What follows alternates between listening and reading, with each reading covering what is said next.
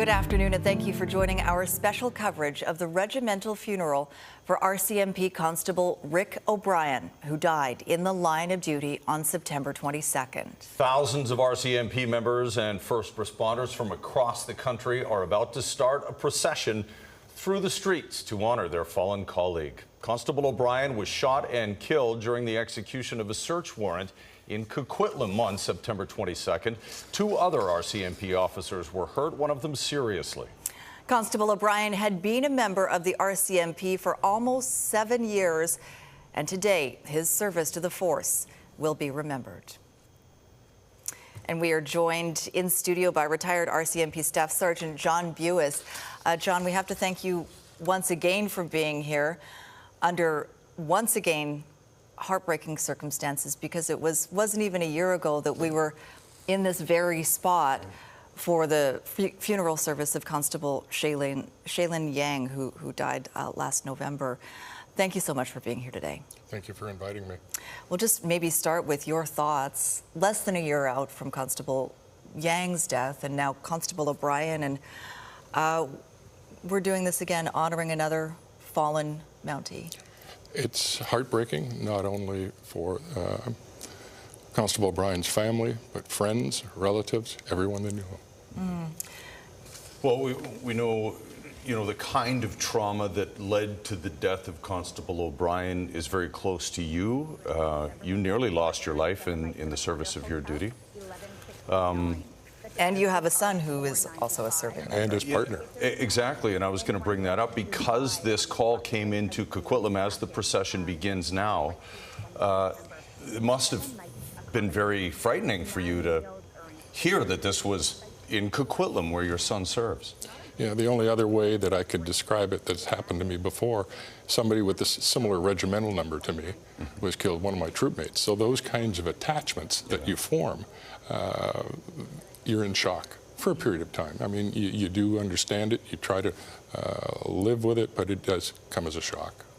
John, you've participated in processions like this before, and again, we thank you for being with us today, and I know it's coming together at a procession funeral like this is part of the healing journey for these members, and you're choosing to be with us today. But what does this service mean for these members, these RCMP members and all the other police officers and first responders who are joining in today?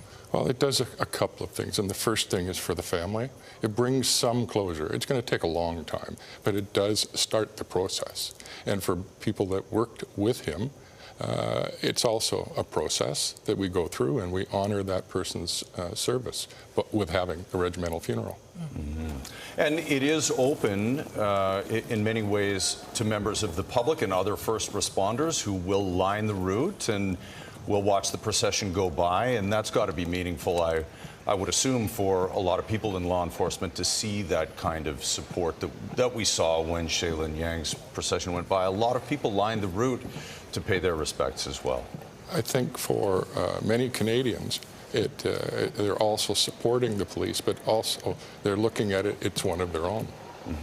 Yeah, he was a dedicated member of the community as well. He'd only been with the force for 7 years, and before that he'd served his community in other ways as well, in education, working with youth. Let's take a look at the procession that's happening right now through the streets of Langley, and just remind us, John, what is a regimental funeral? Well, there are certain aspects of a regimental funeral that are unique. Bringing out the Guidon is one of them. Having the commissioner present is another one. And there are all sorts of activities that go on during the regimental funeral that make it special. And you'll see that as it comes through. You mentioned the Guidon, and a lot of people watching might not even know what that is, but that is a very important part of the ceremony. And you, in fact, have a smaller replica of what will be carried during this procession. So describe why that's so important. Well, the RCMP is a regiment of dragoons that King George V designated the RCMP as a regiment of dragoons. That's light cavalry. And from that time, we were allowed to have a Guidon. a standard, a set of colors. And for each campaign that we were involved with, there's another cipher that's attached to the Guidon. Am I allowed to touch it? Of course. Yeah. May I? I'll try to hold it up to one of our cameras. Yeah, and this, and you can see it in the shot right there, this would have been carried on the battlefield, for instance. It would have had ceremonial significance to anybody in combat. And it's only brought out and displayed on its own, with no other flags are shown or flown during the regimental funeral. And there are some very significant parts of that Guidon that tell our history. This is a replica of the last serving Guidon. The one that was consecrated in 1973 at Depot.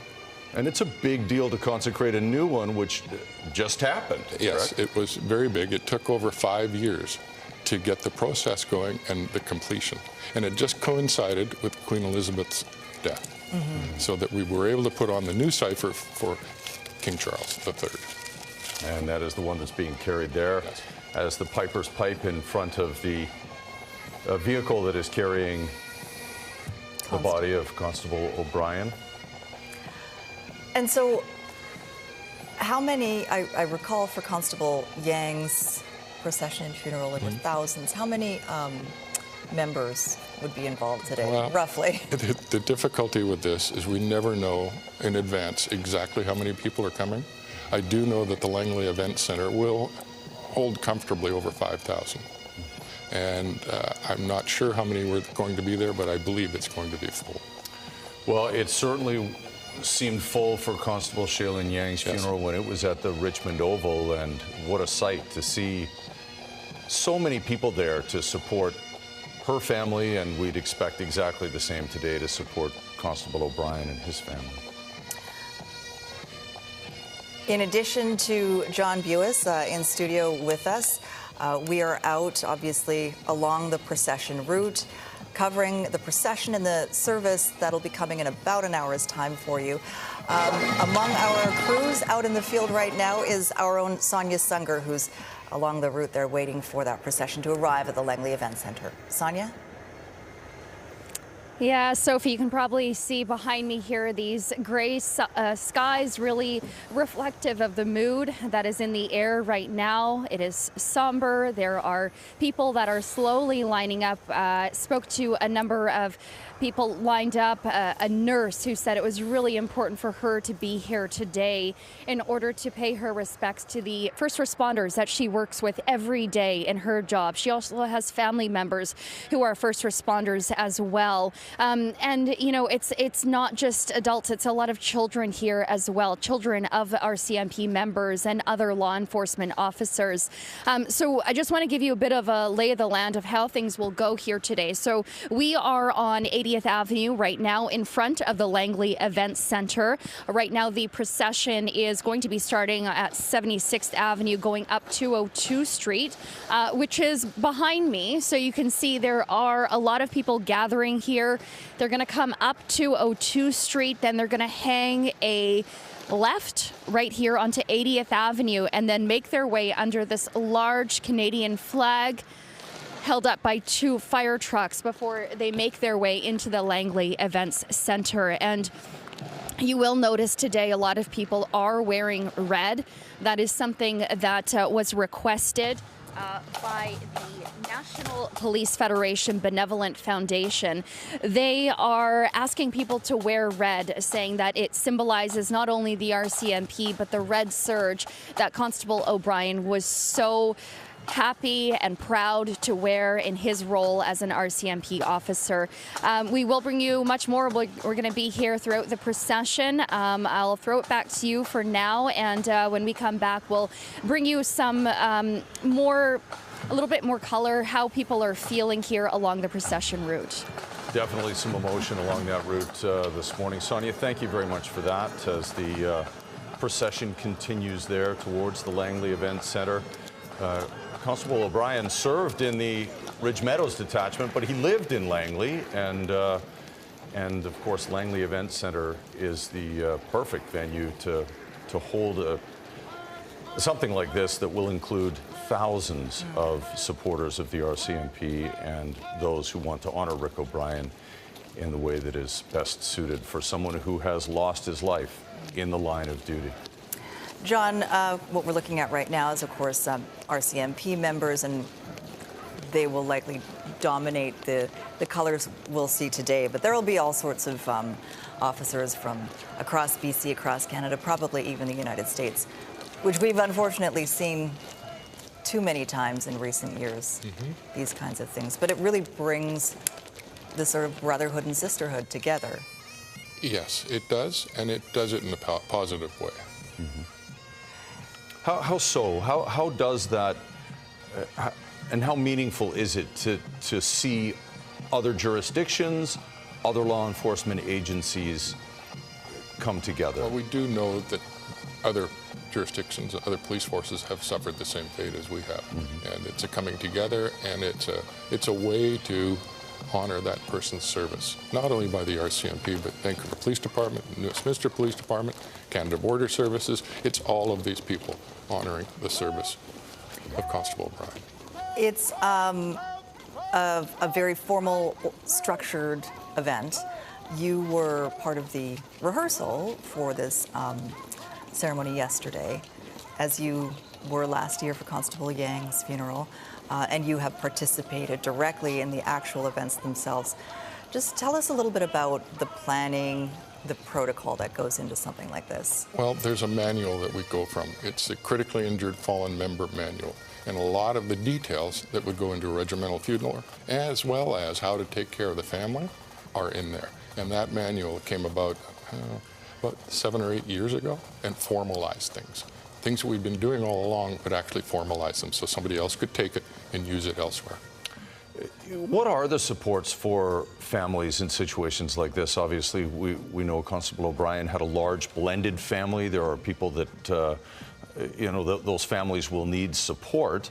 What is available to them, and how is that administered? Well, the first thing that happens is there's someone, a senior member of the RCMP, that's assigned to the family to walk them through many of the things that are going to be happening to them. There's no way to prepare for that. No. It's just a sudden shock. And so we do have things in place to help the family. There are provisions within different acts, including the Survivors Act, that financially the family will be taken care of. But again, it's dependent upon how much service they had. Because if anything less than 2 years of service, they'd get their contributions back with interest, et cetera. But once you start hitting those mileposts or signposts of your service, more things are available. But there are funds available for them. Now, we did mention that Constable O'Brien had only been with the force for 7 years, but was as dedicated as they come by all accounts. And that is something that isn't as unusual maybe as it used to be. Older members joining late after a career doing something else, but wanting to be a part of something that maybe is a calling or something more meaningful in their lives, and Constable O'Brien sounds like he fits right into that category. There were so many roadblocks to older people joining that somebody took a look at it, and the organization said, no, we can't continue to do this, because there are a lot of good potential police officers out there that may not be 25 years old anymore. Right. They may be a little bit more advanced in age. And we're finding that there are people as old as 50 that are joining, because it's always what they wanted to do. And maybe it's something, an advantage to bring in someone who has life experience from another part of society, has had a different career before then as well. Well, I was in depot about 7 or 8 years ago, and I ran into a young man. I say young man, he was 51 years old. He had already done a full service with the BC Conservation Service and a pension, and came over to the RCMP because he wanted to join. He'd always wanted to be a member of the RCMP. It is a calling for so many people in uniform who sign up knowing what the risk is of an event like this, right? You don't know if that call is the one that's going to be your last. That's right. Let's take a look. Now we're seeing, again, the vehicle carrying Constable O'Brien. And would those be the pallbearers beside? They are the actual pallbearers, the ones that will bear the casket. And then known as the bearer party. Bearer party. Correct. And the bearer party commander is usually at the rear of the funeral coach. providing guidance. And what is will they have worked with Rick? Will there be some personal connection to Constable O'Brien in the choice all of for the them? above Yeah. kind of thing. What they do is the family selects in conjunction or in consultation with the detachment commander to make sure that those people are physically able to do it, number one, and number two, what their connection is with Constable O'Brien. And there we see the riderless horse. Yes. The charger. Is that Yes. right? It has a bit of tradition in the RCMP and also other cavalry units. And what it has is a set of riding boots turned backwards. Right. And so the hope is that Constable O'Brien in his last ride will view the parade. That's what that means. Yes. All right. Okay. So much symbolism There is. and tradition. And it's not unique to the RCMP, but it's one of the few units in North America that still does that. Policing. And the pipes and drums are up front now, leading the funeral coach.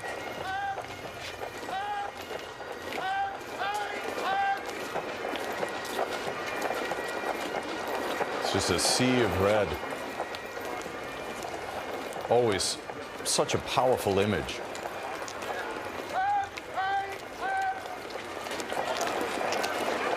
I remember you mentioned last year when we were here honoring Constable Yang that the sound of the drum was very important. It is. That's usually the indication when the left foot hits the ground, the beat of the drum.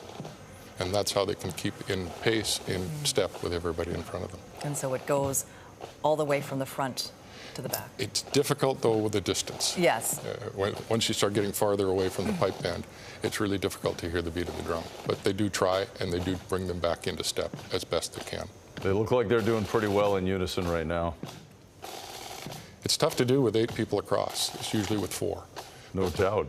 With 8, it's more difficult. Rounding a 90-degree turn Yes. as they are. Well, the procession is getting much closer to Langley Events Centre now. Sonia Sunger, one of our many reporters out covering this event tonight, joins us once again after having spoken to some people along the procession route as well. Sonia? Yes, Chris, thanks so much. So important for so many members of our community to be here. I think right now everyone's a little bit overcome by emotion, seeing this wave of red marching towards us, everyone standing shoulder to shoulder. You can feel it in the air, this sense of loss and this sense of grief. And that is what brought so many people here today. Many of them have lined the procession route where officers are marching right now. We spoke with a nurse and the wife of an RCMP member about why they wanted to be here. Let's take a listen. My family and I were all healthcare workers, registered nurses. We work with the police community, paramedics, fire. We want to show our support, show them that we're grieving as well in the community and that it's a huge loss. My younger sister is a paramedic, so she's in the processional. Her husband, my brother-in-law, is a firefighter as well. So we're wanting to show our support for them and to show them that we're here to stand with them. My heart is broken.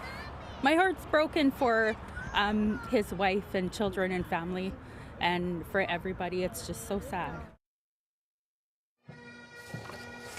And so many others we spoke to just did not want to appear on camera. They were just too overcome by emotion. So many family members of members are lined on these sidewalks here with me. You can see the procession coming in right behind me now. And there was a real palpable change in the air from me as soon as the procession started coming closer to us. You can see it on people's faces. You can see the emotion. Everyone's standing still in memory of Constable Rick O'Brien. Those pipes go right to the heart. I think we all feel that. They certainly do, and as you can see, yeah, I just wanted to give it a moment. Sometimes you don't need to say anything when a moment is so emotional like this one here right now. And we can see the hearse making its way, turning the corner underneath the Canadian flag, being propped up by 2 fire trucks heading into the Langley Events Centre. Thousands, hundreds of officers, really. I don't have an exact tally of how many are here today, but I assume it is in the thousands, especially when you...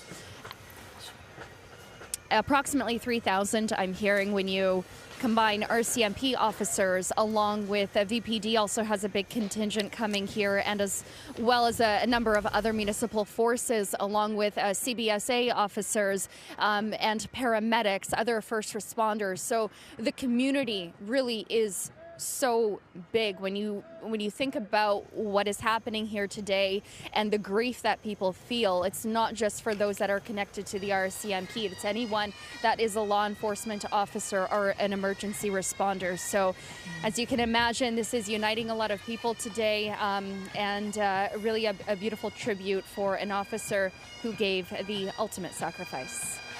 Absolutely. Thanks for that, Sonia. And very well said. And more we'll from here. Have a listen to those pipes and take in this moment.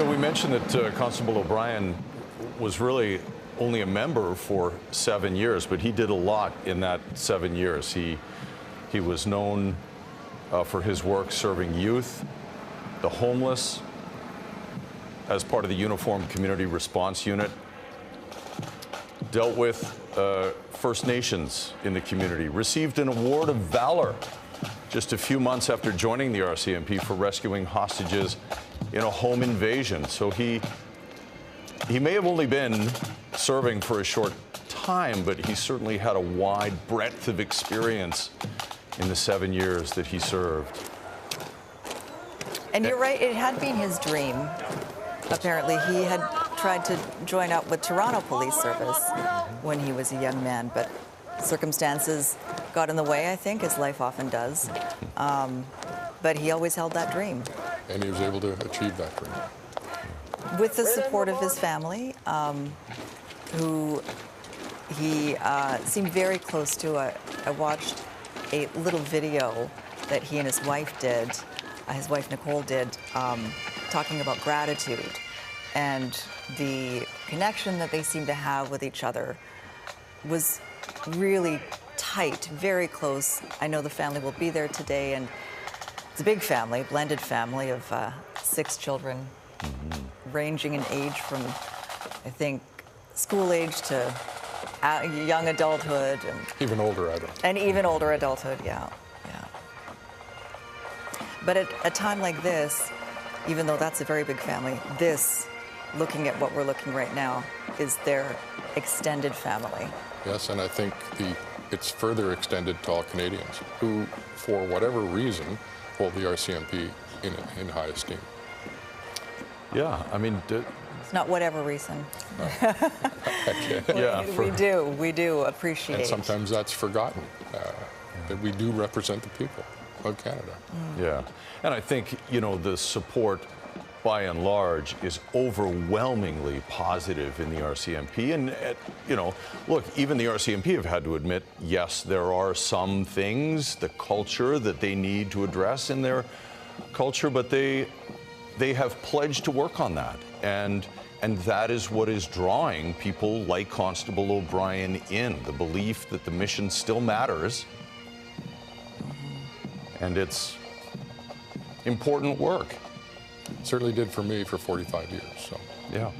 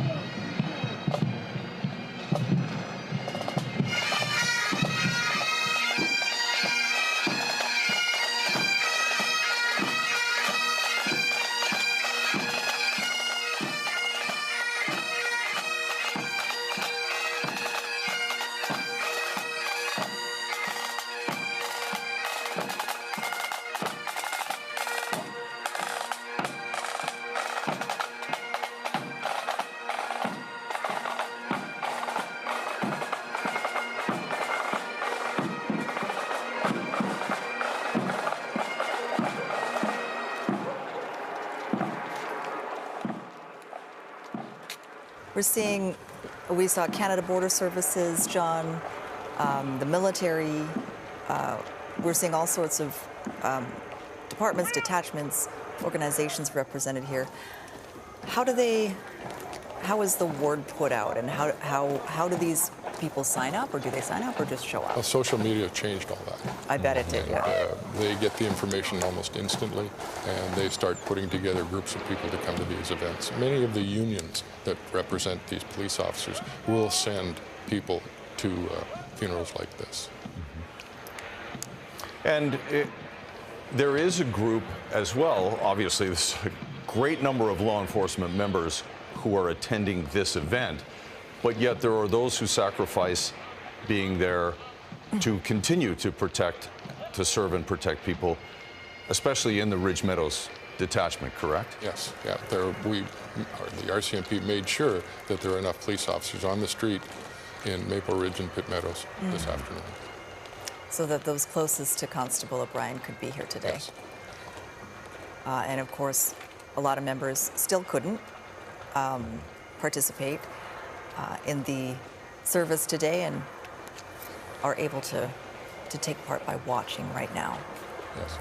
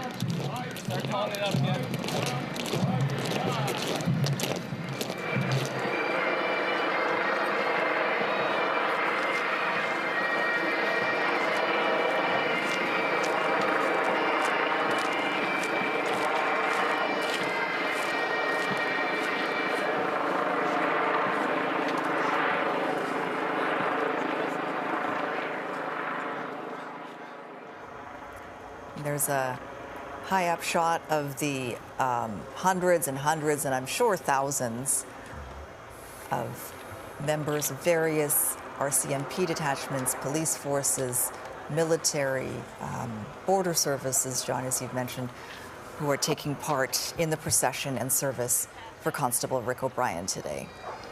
And fire as well. Those two fire trucks holding up that giant Canadian flag, which really is a kind of a point of arrival for the funereal part of this. And John, it was interesting to hear you say that moment passing under that is quite special. Can you describe what that's like? It's a very emotional moment because you know you're going into the actual funeral. Yeah. And then when you leave, it's also very emotional because you see the Canadian flag, a huge Canadian flag, and you're marching under it. Seems like there it is right now, like it would be a sense of finality, too. Well, there are many people who are not involved in in law enforcement or as first responders who are lining the parade route as well. Sonia Sunger is out along the parade route speaking to some of them and getting their perspective as well. Sonia. Yeah, well said, Chris. You know, there are just so many members of the community that have just told me, you know what, I just needed to be here today to show my support. And one of those people is Tina Evans. Tina, come over here. You made a sign. Show us the sign and why you're here today. I think it's important to thank the RCMP for everything they do for us in the community, and I honestly feel that they don't get as much positive recognition as they should. And I want to say thank you not only to the RCMP, but to their families for supporting them to come out into the community to help us. Absolutely. And, you know, watching all of these officers march in, how do you feel? What is the thought going through your mind? It makes your heart flutter. It makes you feel sad. And it's so beautiful to watch. Everybody come here and support Constable O'Brien. Well said. Thank you so much, and thanks for being here today. I know it means so much to all of the officers here today that are gathered here to remember Constable Rick O'Brien. And, you know, I've heard you both talking about his service to the community. He was, as we are learning, so dedicated, not just to the community at large, but specifically to children. He worked as an education assistant, and he had dreams of becoming a police officer at a young age. It didn't work out for him then. He tried with the Toronto Police Service. He went on to become an education assistant and after a school teacher as well, assistant. And as life took him on its journey, he came back to policing in around 2017, and that is when he began his policing career with Ridge Meadows RCMP. And of course, it brings us here today to remember the ultimate sacrifice that he made. And you may have noticed a lot of people along the procession route here, they are wearing red, and that is a nod to him, of course, to the RCMP and to the red surge that he was so proud to wear. I'll throw it back to you guys, and we'll chat with you soon. All right. Thank you very much, Sonia. Yes, wearing red in honor of Rick O'Brien today.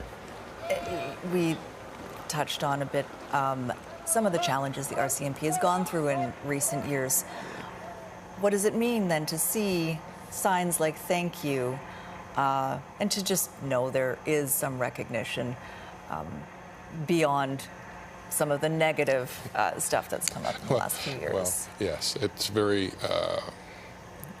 good to hear that from people, but we don't do it for those kinds of comments, but we want to make sure that everybody's safe and everybody can go about their own business and not have to worry about, you know, protection and everything else that comes in this day and age. Well, it is true that it's a calling for so many people who feel a sense of justice and wanting to be a part of something greater than themselves. And everyone in uniform today who is marching in this procession or watching or thinking about Rick O'Brien is thinking about the risks that come in the line of duty. And you know that Rick O'Brien was not expecting to happen what happened when he was working alongside Coquitlam RCMP and serving the arrest warrant back on September, or search warrant, a warrant in any event.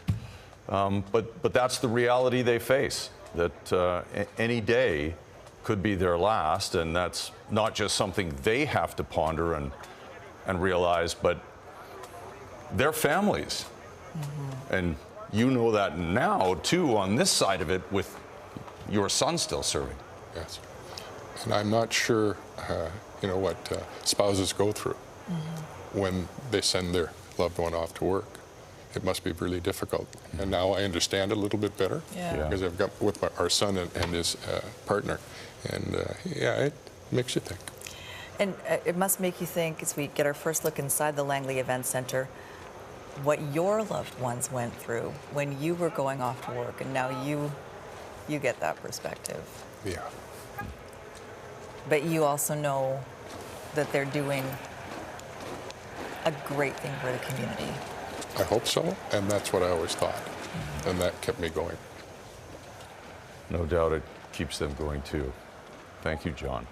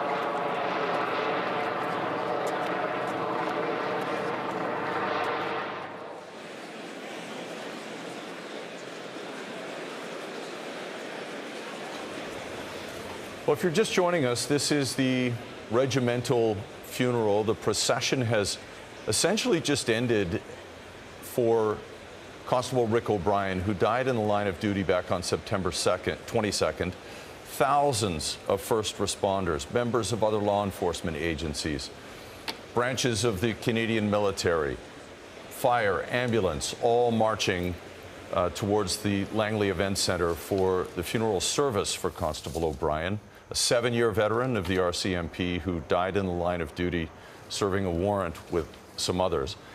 It's difficult getting thousands of people into the Langley Events Centre in a timely fashion, and that's what they are in the midst of right now. But once they are all in, we are expecting the formal funeral events to begin at around 2 o'clock. And retired Staff Sergeant John Buis joins us once again in studio to guide us through this regimental funeral for Constable Rick O'Brien, as he did last year for Constable Shaylin Yang. And thank you again for being with us. What we've seen today so far, again, having community come out, but also having the community of first responders be able to come together is very important for a sense of closure, a sense of mourning, a sense of fraternity. Yes, and it's not only for the family and his co-workers, but it's also for the first responders themselves to see what would happen if something happened to them. Mm-hmm. They can get some comfort in that. And I'm not saying it's going to be the be-all and end-all, but it is something that is in people's minds. Mm-hmm. I'm sure. Well, it shows their service matters. Mm-hmm. We take it seriously, and as a society show this gratitude to Constable O'Brien and to the wider community of law enforcement specialists as well, because they do put their lives on the line every day. We're seeing a shot of the Canadian flag there just at the entrance to the Langley Events Centre parking lot, and that was sort of the last part of the procession. I don't see any other members going through as part of the procession, so it looks like it has indeed wrapped up. We're looking inside the event center now. John, just walk us through, because when the service starts, we'll stop talking, but walk us through a little bit about what we can expect in here. Well, first of all, many of the dignitaries are now being seated, and there will come a time that the family will be brought in. I believe that they won't be brought in for a period of time. Mm-hmm. But right now they're still making way and making sure that the people that need to be seated are seated. And some of the dignitaries you refer to, we're talking about top brass at the RCMP. The Commissioner of the RCMP, the Deputy Commissioner of British Columbia. Mm-hmm. Superintendent. No, he's a Deputy Commissioner, Dwayne McDonald. Mm-hmm. No. So the two of them will be there, as well as a number of other people, including the detachment commander at Ridge Meadows. Earlier, I thought Dwayne McDonald, some of Dwayne McDonald's comments at the first media opportunity where they addressed the death of Constable O'Brien were interesting, and we had somebody who lined the parade route talking about showing up to show support for the RCMP, which has taken some punches, and sometimes there's a negative connotation to that work, and she wanted to be there. And Deputy Commissioner McDonald referenced that, saying that it's dangerous for members out there now with the kind of repeated criticism, a lack of respect for authority, and that makes it dangerous for people in uniform to do their jobs. Were you surprised to hear him say that, or was that kind of right on the money for what your experience has been? I've had an opportunity to work with Dwayne a long time ago, and it comes from the heart. Yeah. He knows what he's talking about. Yeah. And that he's had to go through this a number of times now. Mm-hmm. As Deputy Commissioner, it really brings it home. There's nothing like one of your own police officers that you supervise getting killed in the line of duty. Mm-hmm. And it hurts. Yeah, you've experienced it yourself. Just bring us back to when you were with Richmond. In 2002, Jimmy Yang was killed. And Jimmy was on my watch, and it stayed with me ever since, to lose somebody that you worked with. that you supervised, that you wanted to make sure was safe. And I got to know his parents quite well, and they were often at depot for the National Memorial. And yeah, it's certainly not something I ever want to have happen again, but it is something that does happen, and we were able to go through it. And, you know, you say that name, and Jimmy Ng and John Davidson from Abbotsford, and Shaylin Yang, and Adrian Oliver, who, as you mentioned, had sadly was the first RCMP member for whom Sarah Beckett, but Adrian Oliver, the first RCMP member for whom the service was held in the Langley Events Centre. Right. Yeah. We won't forget these names. I know. I lost 2 troopmates. So when you go through training, you go through with 31 other, at that time, men. And I lost 2 troopmates. One was shot and killed in northern British Columbia, Mike Budai, and another troopmate, Chris Riglar, who was in our wedding party, my wife and I, when we got married. Wow. Chris was in the wedding party, so yeah, they stay with me. Yeah, two out of 31. You know, those are. And if you look even further, so we were in Troop 10. Troop 9 lost a person, Tom Agar, at Richmond Detachment, in 1980, and Barry Brophy was killed in 1978. So 4 within 96 police officers. Yeah. And when you say troop, you're referring to your class at depot? Yes, yeah, the same. Yeah. Okay. So we joined at the same time, the same week, and we went through training all together. And you build lasting friendships and relationships, and you get really close to them. I'm sure. Well, we can see on the other side of the screen there people filing into the Langley Events Centre and finding their seats, but on the way there also no doubt making connections, friends and co-workers, and yeah, getting settled in for what will be a meaningful and likely very emotional funeral service. And I'm sure it was quite a sight for the folks in Langley who came out today to pay their respects to Constable O'Brien. Our Sonia Sunger has been out on the procession route speaking with some of those people. Sonia? Thanks, Sophie. Yes, you can see behind me things are kind of resuming, getting back to normal now that the procession has made its way inside.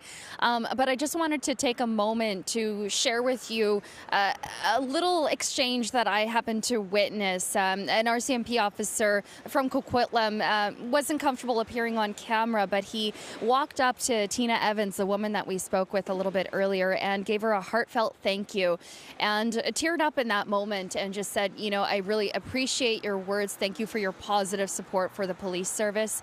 And it just drives home the feeling that all of law enforcement officers are feeling today. He told me that he's feeling emotions he's just not prepared for. And he was, you know, a Coquitlam RCMP officer. His colleagues were some of the first people on scene when Constable Rick O'Brien was killed. So it was a heartfelt moment, not on camera, but I did want to share it with you because I think it really highlights the small exchanges that are happening here today between community members and between police officers. I know it means the world for them, for the community to be out here today and showing their support. And there are other ways that the community can show their support. We know that the National Police Federation Benevolent Foundation launched a GoFundMe campaign shortly after Constable Rick O'Brien's death. That GoFundMe has now reached more than $160,000. The foundation writes, Rick was a beloved member of Ridge Meadows RCMP detachment, an exceptional, committed colleague, a loving and caring husband, devoted father, and friend to many. He cared deeply about making a difference for young people and will be remembered for bringing a smile to any room. Rick spent his life in service of others and took great pride in wearing the RCMP uniform. He will be forever missed. And with that, the organization is asking for all Canadians to wear red today with the hashtag Wear Red Wednesday. We know the funeral is already beginning, but there is still plenty of time to don your red attire and show your support to the RCMP members and also all law enforcement members at large. I think it really does mean a lot to them today. I'll throw it back to you, Sophie and Chris. Yeah, no doubt it does. And what a great moment to witness. And thank you for sharing that story, Sonia. That's a beautiful moment.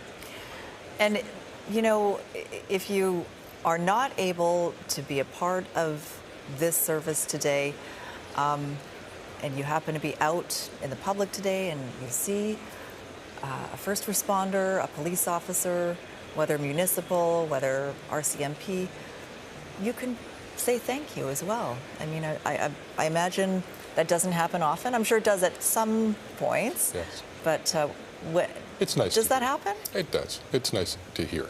And remember, I think psychologically we tend to think of the negative things before we think of the positive things. That's just the way we're made up. But yeah, there are people that have said thanks. It means something. Yeah, I imagine that will happen quite a bit today. For all of the, you know, punches, as Chris had referred to them, that the RCMP have taken or other police forces have taken in the last while, I think the public knows that you're here to serve and protect, and you go in where others are running away. Yeah, and I understand too that we always don't make the right decisions, but many of the decisions are made in a split second, where you don't have the ability to ponder it for 2 and 3 hours. You get maybe 2 or 3 seconds to react, and sometimes that reaction could be either be taken the wrong way or is the wrong thing. Yeah, and there's much to learn about what went down in the hallway of that condo in Coquitlam, too. I mean, there's a murder investigation that is underway that's going to look into the circumstances of Constable O'Brien's death and the procedures that were followed on that day. And obviously there's a time for that, but today it's really just acknowledging that he went on a day to do his job, and he died. And there are a couple of other people that were injured that it will remain with them for the rest of their lives. No doubt. As you well know. Yes. Yeah. I still have people coming up to me and tell me where they were the day or the night that I got shot, because it had that much of an impact on them and their service. Does a day go by you don't think about it? Yes. That's good. More and more now. That's good. Yes. Good. That's a healing journey, but one that I'm sure that will last your life. Yes.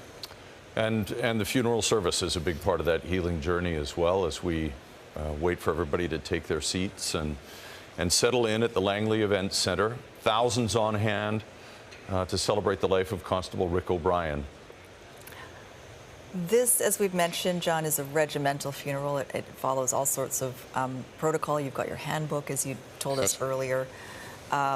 I imagine it must be very overwhelming for the family, for any family, who no doubt there would be some element of shock still, I'm sure, for them.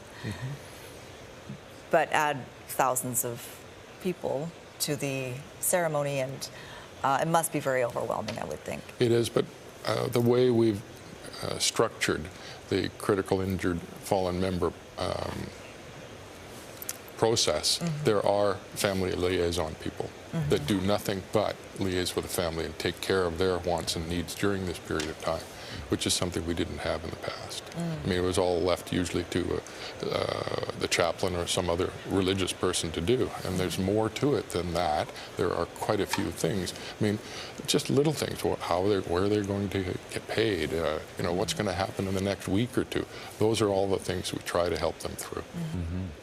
And there's such a diversity to the ranks now. When, you know, a chaplain would have been fine for 99% of the force maybe a century ago, it's much different today, and there are different religions, there are no religions, there are people from very diverse backgrounds, and managing how they get through that grief is paramount, and it's good to know that there are some supports there for them. Well, there are family members that are new Canadians that have no idea of what's happening here. Yeah. And yes, it was a lot more straightforward than maybe 50 years ago when I started thinking about joining, because it was all men at the time, and it was predominantly Caucasian men. And so it's changed, and I think it's changed for the better, and it's changed to reflect Canada. Yeah, for sure. And that was obvious in watching the procession too, and you see the different faces, backgrounds, ethnicities going by, all of them. Very proud to serve. And a lot of it has changed now with the Charter of Rights and a number of other policies being changed that doesn't require mandatory retirement. And also, there was a time that you couldn't join if you were 28 years old. You were too old, or you weren't a certain height, and this and that. And that's all changed. It's gone by the wayside. So people can get into a career that they always wanted later in life. As Constable O'Brien did in his mid-40s, I guess it would have been. Yes. Going to depot, you know, probably at the age of 43 or so. And it's not something I would have wanted to do when I was in my 20s. Think about what was happening at age 43, but now it's not uncommon. Yeah. Let me see.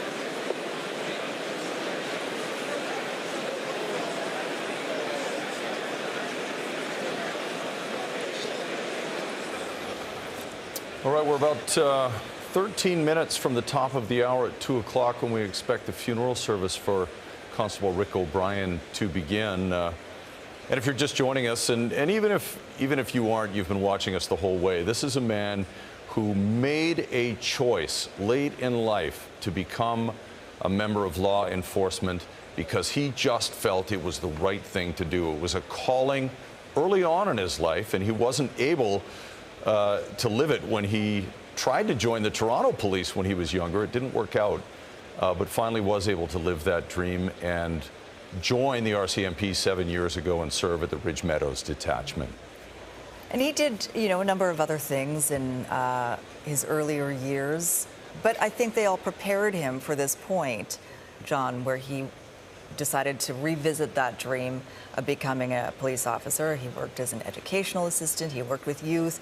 He himself, from what I've read, is he himself had experienced huge challenges in life, a period of homelessness even at some point in his life. So, you know, we talked about there was a time when if you were past the age of 28, you couldn't join the RCMP. Yes. But these life experiences now that he would have had before joining up, I think, like, they would have helped. I'm sure they would have. And just a little bit of an explanation why, first of all, you couldn't be a certain age to join, and also you had to be a certain age to get married. You'd have to put 4 or 5 years in. And I finally figured it out, or somebody told me. The reason for it was they could move a single man very quickly, overnight, to another detachment. When you've got families, when you've got homes, when you've got everything else, it's much different. Yeah. Yeah, and talk about maybe about that requirement then versus today, because staying in the community or being a part of a community is seen as important to policing, and are officers still getting those assignments in remote regions of Canada at the rate that they were back in the day? Simple answer is yes, because there's still a large or a strong need for people in the north, as there is throughout British Columbia. But in my example, for myself, I joined from North Delta, BC. Actually went to Surrey Detachment and joined, actually today, 47 years ago. Wow. And so I know what they're talking about when they want people back in their community. And I came back to Burnaby, which wasn't my own community, but very close. And I was able to stay my entire service in the Lower Mainland. Very lucky. And I have other family members who are members of the RCMP in Manitoba as well. My sister, of course, is VPD. I think Sonia Sunger's Brother. brother is VPD. SPD, or He's VPD. He's VPD as well. So, you know, it touches all of us in a very meaningful way when something like this happens, and when your loved one puts on their uniform and heads to work, or in some cases isn't wearing a uniform but still performing the duties of law enforcement. And this is an important process to go through, I think, for all of us, to acknowledge the sacrifices that they make every day. We did get some shots earlier, and a very interesting part of this service to me, John, and you brought it up when we were here for Shaylin Yang's funeral, is the drum altar and the place that that holds in the history of the RCMP and in military service as well. But that's kind of a holdover from those old days of military service, isn't it? Yes, and after a battle, if they wanted to perform any kind of service, they didn't have an altar, particularly, you know, out in the field after a battle. And so what they did was construct an altar from the drums.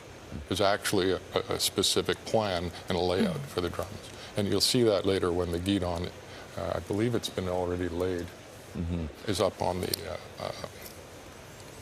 drum head. And there are all these little things that are tradition, that are important parts of the regimental funeral. But why are they so important? Why do we continue them today? Well, most of the actions that take place today are done for a reason. And if you know the reason, you know the significance of it. And if we keep that tradition alive, you know, 10, 20, 30 years from now, people will still maintain that tradition if it's appropriate. I was sort of getting into this a little bit earlier, but the regimental funeral, as I said, might be a bit overwhelming for the family of the fallen officer. Can they choose not to go through this process? Yes. Oh, yes. It's up to the family. It's in consultation with the family liaison person, with the commissioner's office, with you know, the Corps Sergeant Major. There's a discussion, and they have to. Well, I would hope that they approve it, but there have been a number of regimental funerals, or funerals that weren't regimental because the family didn't want it. Right. I haven't been specifically involved in those, but there have been times. Yeah, it's hard to imagine not having the opportunity for all of these first responders and others in law enforcement not to pay their respects. I understand that's a very private decision for families, and I can fully understand because not doing it as well. Everyone is going to be focused on them for that period of time. It's tough. Yeah. It's a difficult situation. I mean, you look at this shot right now, and that's a lot of people in an arena who are there for Constable Rick O'Brien. And there's that drum altar I was referring to earlier. And can you tell, we're a long way from our monitors in the studio here, but can you tell if the Guidon has been laid? I cannot see it because of the shadows. And again, the Guidon is that special, very special flag. Is it marched in? Yes. Formally? Yes. If it hasn't been done so already, because there's a portion of it we missed.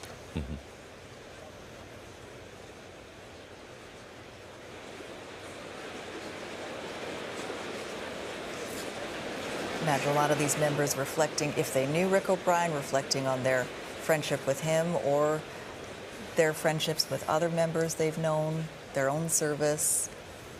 And other people that have been killed in the line of duty that they've worked with. All those memories come back.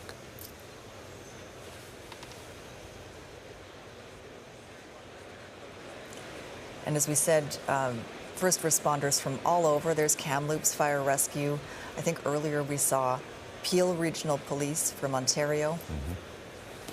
Many members of the different branches of the Canadian military as well represented in the procession. The Army, saw some from the Navy. We saw park rangers. Park Rangers, that's right, Vancouver Park Rangers. All of them here to pay respects to Constable Rick O'Brien.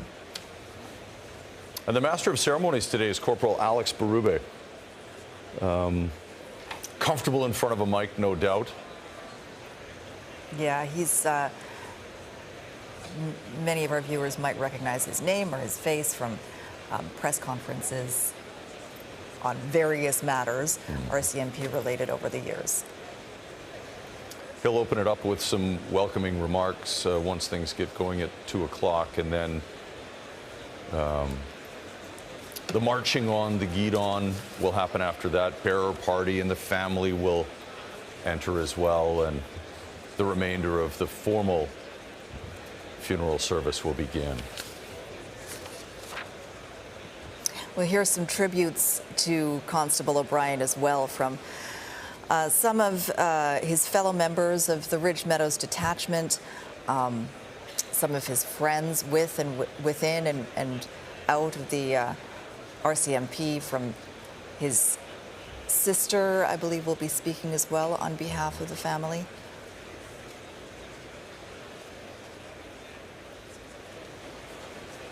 And we'll get to learn a little bit more. Those of us who didn't have the fortune of knowing Constable O'Brien personally will get to know a little bit more about him today. And we might learn a little bit about him from the music choices too, with the photo slideshow when it's wrapping up. Some of the music chosen for him: Sound of Silence by Disturbed, Thank You, Led Zeppelin. He obviously liked to rock. And the Led Zeppelin I knew. Disturbed, I don't know. No, I was thinking it was Sound of Silence by Simon and Garfunkel. Little different version of it for sure. Cover, okay. But you get a sense that the Constable O'Brien liked to rock, and a lot of people will be remembering that part of his personality too today as well. Also liked to play football. Yeah, he's a member of the Langley Rams football club too. And many of his teammates, I'm sure, are remembering him fondly today as well. Look inside the Langley Events Centre this afternoon. Langley, of course, Constable O'Brien's hometown. That's where he was living, and he served in Ridge Meadows Detachment for Maple Ridge and Pitt Meadows, but lived in Langley. So that's why we're at the Langley Events Centre today, and you can see all those first responders gathered to pay their respects. I think we might be seeing, is that Eleanor Sturko that we're seeing from behind walking up? Maybe. We are getting very close, only a couple of minutes away now from the top of the clock at 2 o'clock when the formalities are set to begin. It was a quick procession today, John. I think, you know, we all were a little bit surprised with how quickly and efficiently they got everybody inside the event center. Makes a big difference, too, if you use 8 abreast rather than 4, which is the normal troop column, and that could have had an impact on it as well. But actually closing some of the roads for that brief period of time must have helped as well, for sure. Is that, you say 4 is the typical number, but they would have made that conscious choice to do 8 for what reason? Just to get more people in as quickly as possible, because 8 people can move as quickly as 4. Yeah. But not when they're in a row.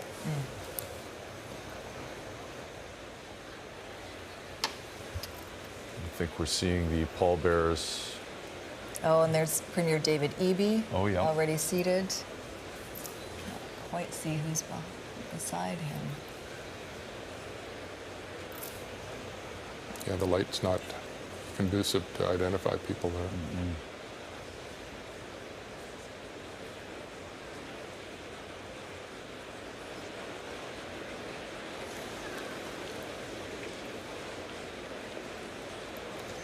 We see some pictures of Constable O'Brien on the stage there, and as you mentioned, Chris, we'll have a slideshow as well, so see a little bit more of his personal life, his personal private life. When the casket comes in, the family will come in.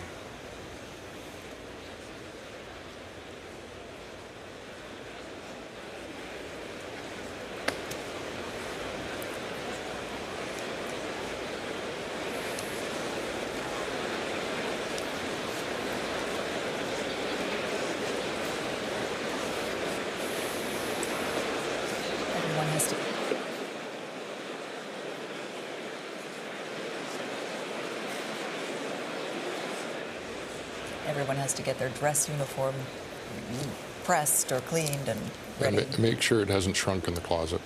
That's how it works, okay. That can happen.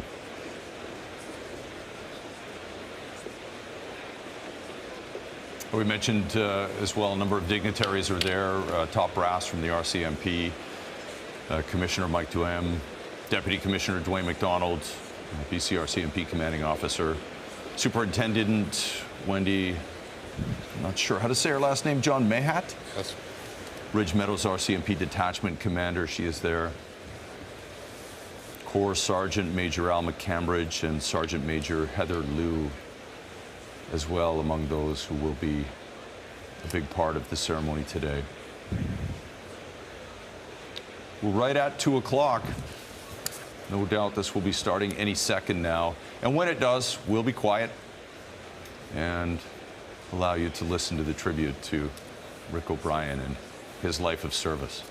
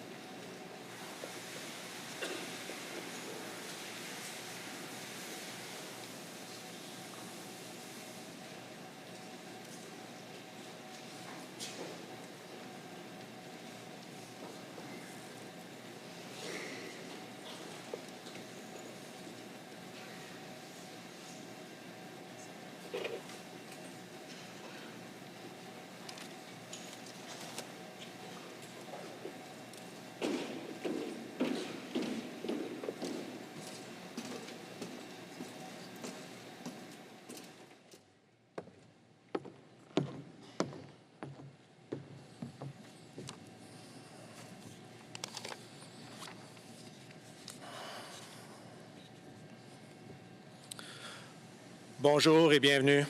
Je suis le caporal Alex Bérubé et je serai votre maître de cérémonie cet après-midi. Good afternoon and welcome. I am Corporal Alex Bérubé and I will be your master of ceremony this afternoon. Comme nous sommes sur le point de commencer le service, veuillez éteindre vos téléphones cellulaires. As we're about to begin the service, please turn off your cell phones. Par respect pour la nature solennelle de ces procédures, veuillez vous abstenir d'enregistrer ou de prendre des photos pendant le service, à moins que vous ne soyez un photographe ou un média désigné. Out of respect of the solemn nature of these proceedings, please refrain from recording or taking pictures during the service, unless you're a designated photographer or media. The RCMP would like to respectfully acknowledge that our gathering and work today is happening on the ancestral, traditional, and unceded territories of the Semiahmoo, Matski, Coquitlam, and Katzie First Nations.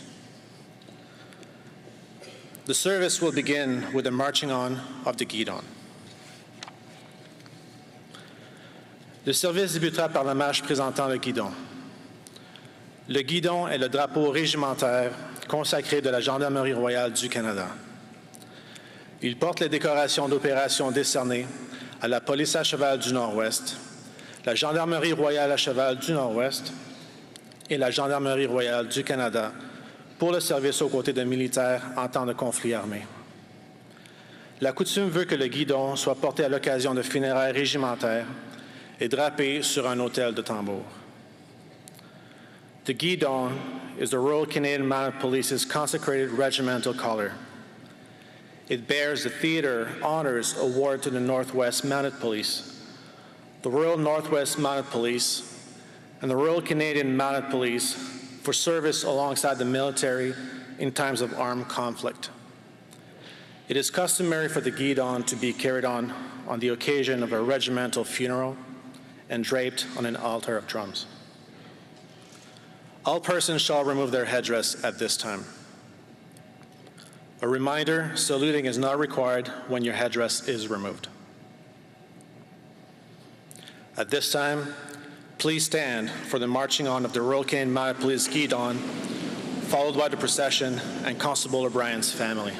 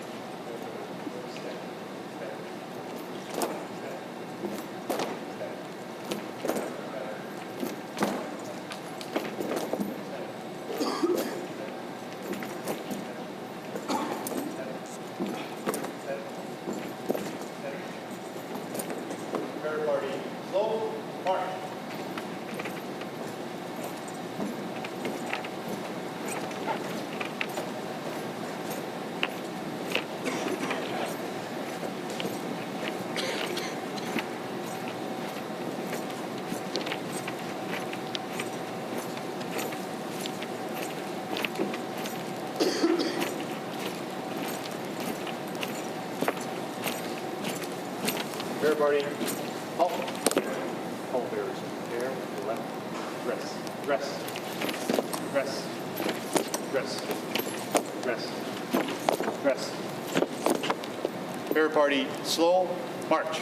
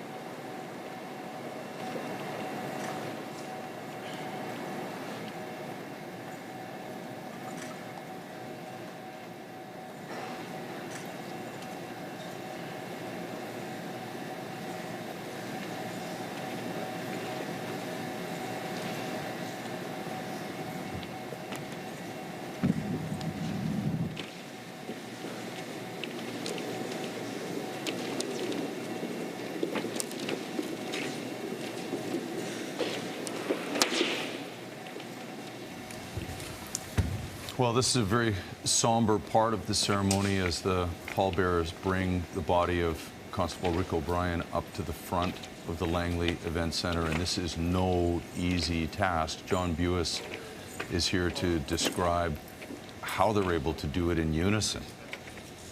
The casket's several hundred pounds. It could be 300 and 400 pounds, depending on the type they have. And to march with a casket is very difficult, because if you go right foot, left foot, then you're going up and down. So what they do is actually they will go off the inside foot first and then the outside foot, and that's when you see the casket almost level. So it's not bobbing up and down. And they were able to turn in unison, and I believe we're seeing now Constable O'Brien's family taking their seats as well.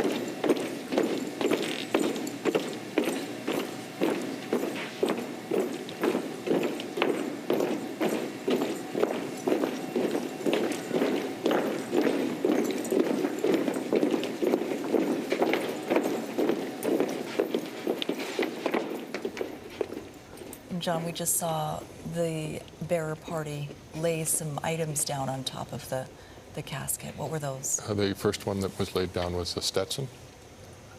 And then I believe the second was the medal. He actually had one medal from the provincial government and also a clasp, or sorry, a device for his brave act several years ago. Mm-hmm. And then his Sam Brown belt will be laid on there. And his loved ones, his family, laying white roses on top of the casket as well. Yes. it gives them an opportunity to participate. Mm-hmm.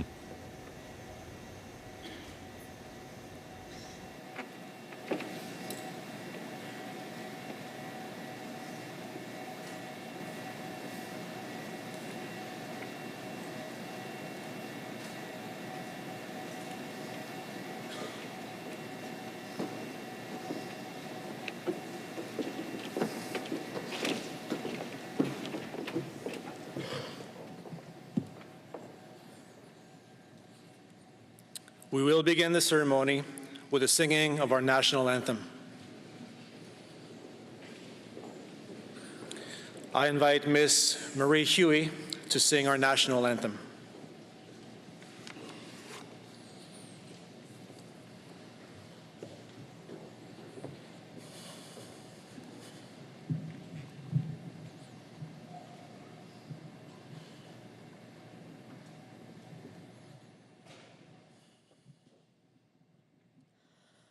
Oh, Canada, our home and native land, true patriot love in all of us command, car ton bras s'est porté le pays, il s'est porté la croix. Ton histoire est une épopée de plus brillants exploits. God keep our land glorious and free. Oh, Canada, we stand on guard for thee. Oh, Canada, we stand on guard for thee.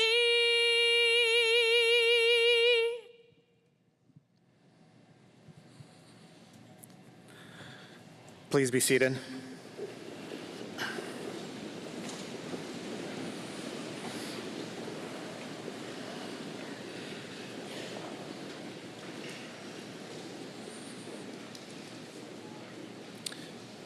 We are here today to honor our fallen hero, Constable O'Brien of Ridge Meadows Detachment, Royal Canadian Mounted Police, and to recognize the ultimate sacrifice he has made in the line of duty to keep our communities safe. Merci de vous être joints à nous aujourd'hui. Vos prières et vos actes de gentillesse nous ont touchés et démontrent votre soutien et le respect que vous avez pour nos agents et leurs familles. Merci. Thank you for joining us today. Your prayers and acts of kindness have touched us and demonstrate your support and the respect you have for our members and their families. Thank you.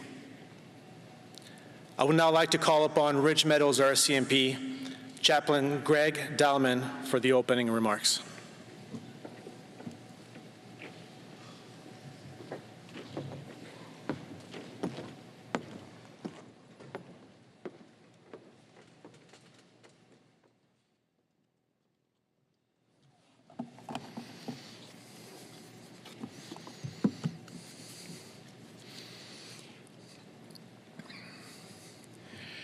It is so good that we have all come together for this time and this place to remember and honor Constable Rick O'Brien.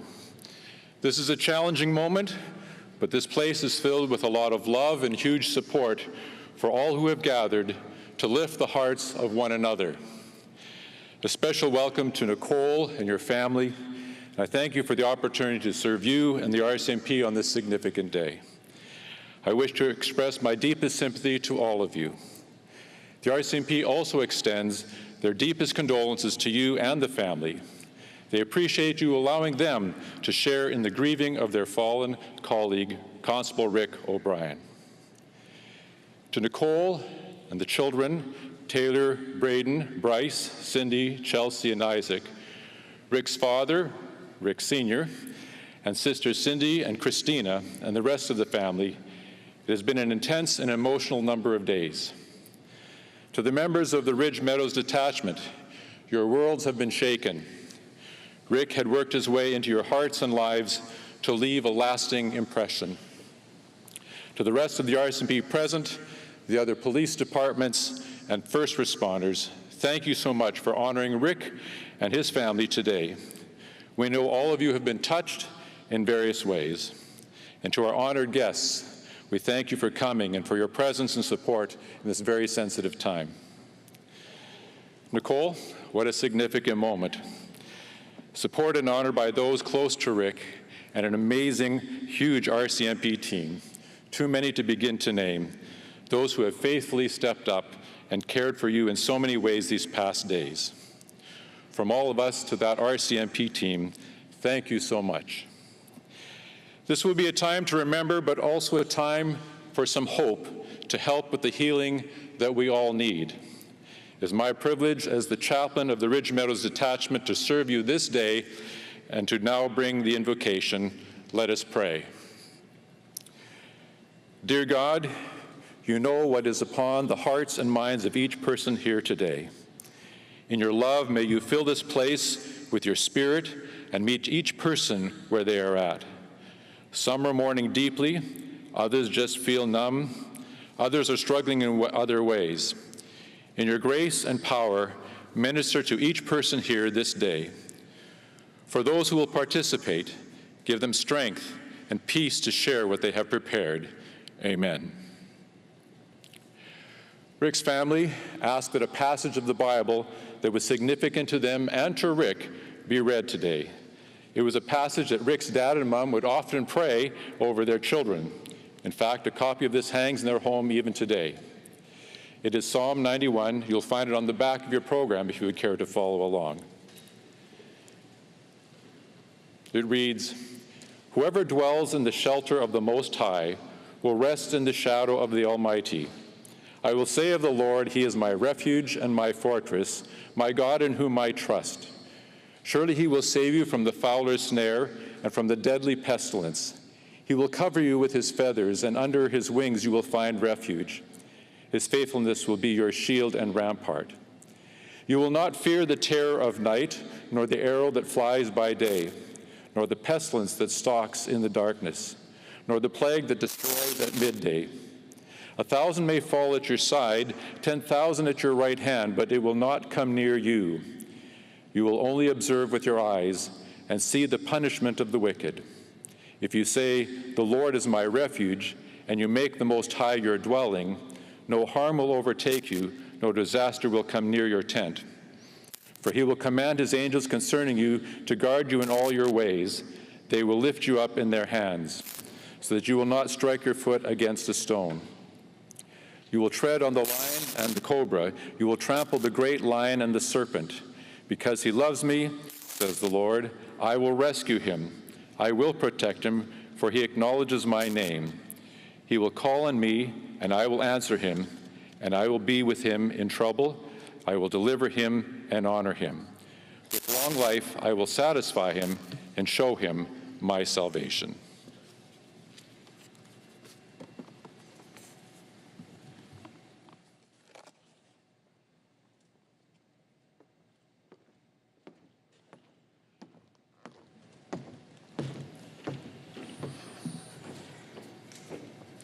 Thank you, Chaplain Dahlman.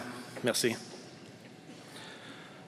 Constable O'Brien's family has asked for a musical tribute, "It Is Well," to be sung by Miss Marie Huey.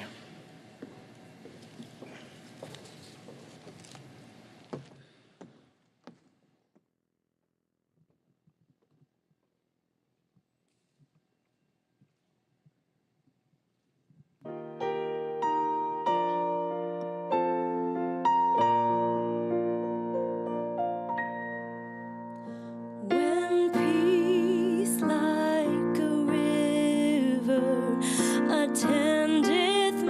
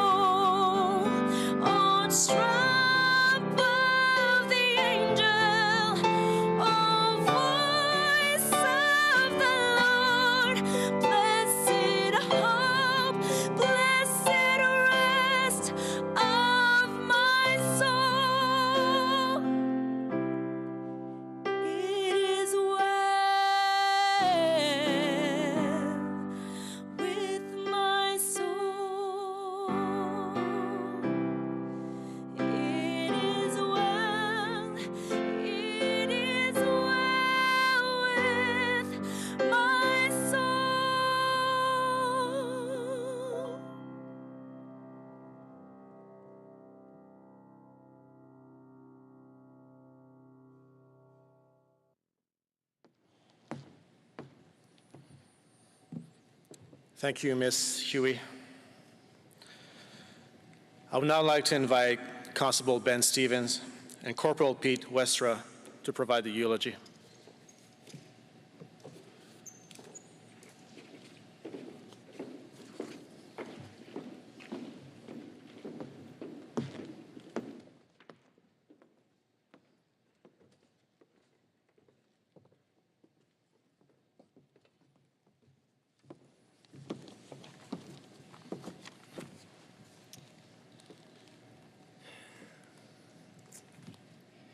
In September of 2016, at 44 years of age, Rick O'Brien was preparing to graduate depot and start his dream job with the RCMP. One of the reasons Rick wanted to become a police officer was because he wanted to show kids that police officers were there to help and that they could be trusted. His soon-to-be wife, Nicole, who he could not stop telling me about, provided him the final bit of courage required to fulfill that dream. My name is Pete Westra, and I'm so grateful that I had the opportunity to be Rick's field trainer, to work alongside him, and to become his friend. When he first started, it was apparent very quickly how kind and compassionate he was. He related with all clients very easily, but he had a special place in his heart for children.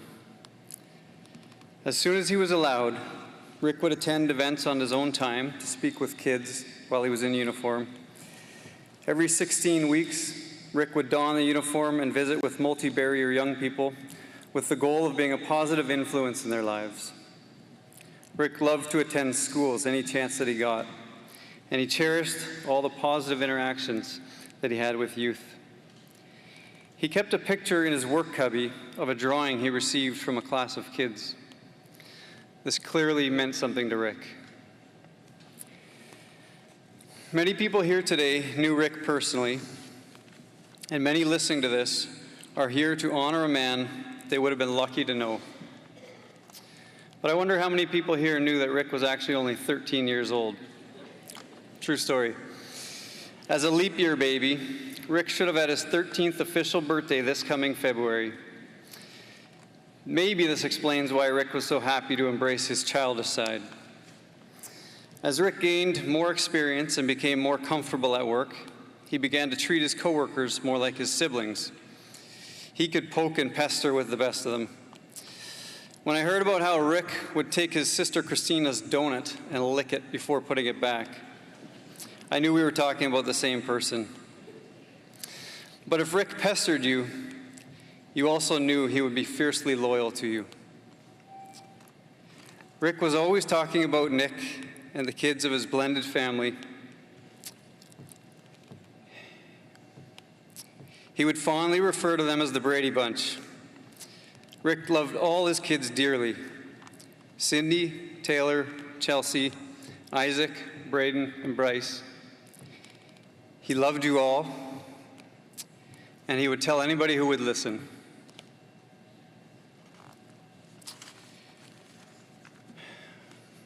Rick also loved his siblings and parents, and was especially close with his mom. He would often text his mom during shift and ask her to pray for something specific he was dealing with. When Rick's mom passed away this year, it was extremely hard for him. But he would also want me to tell you about his sports. He loved his sports. He loved the Rams, Blue Jays, Red Wings, Vancouver Giants. He couldn't get enough, often using it as a social event, inviting friends out as well. Rick began playing hockey again in recent years, and he was always the first to claim his spot on the Ridge Meadows team for the Cups for Cancer hockey tournament. And he was probably actually the only guy over 40 that was still improving his game. Rick also had a grumpy side, although we like to joke that he wasn't very good at staying grumpy. One of his watch commanders, Scott Grimmer, remembers Rick walking in early for every shift with the largest cup of coffee McDonald's would sell and a tired scowl on his face. Scott would cheerfully welcome Rick back to work and ask, "Had enough coffee yet?" Rick would try to maintain his scowl, but would always end up smiling. Yeah, I have. Rick was so proud to be a police officer. He had such a desire to make a difference, and he succeeded in that. I have numerous memories of Rick standing at my desk chatting when a file would be dispatched with some sort of vulnerable victim involved. He would hardly wait for the dispatcher to be done talking and then say in his best grumpy voice, which I'm sure a lot of you here could probably recognize, "Fine, I'll take it," as if he was trying to portray that he didn't want the file, but we all knew he loved to help those in need. Rick knew when to joke around and when it was time to help. Rick's loss has devastated many people.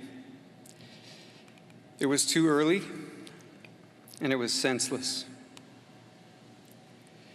It will be felt by his family, friends, the entire Ridge Meadows detachment, the RCMP, and the countless lives that he touched. The world has changed with this loss. We can't say enough, but we want to say, well done, Rick. We love you.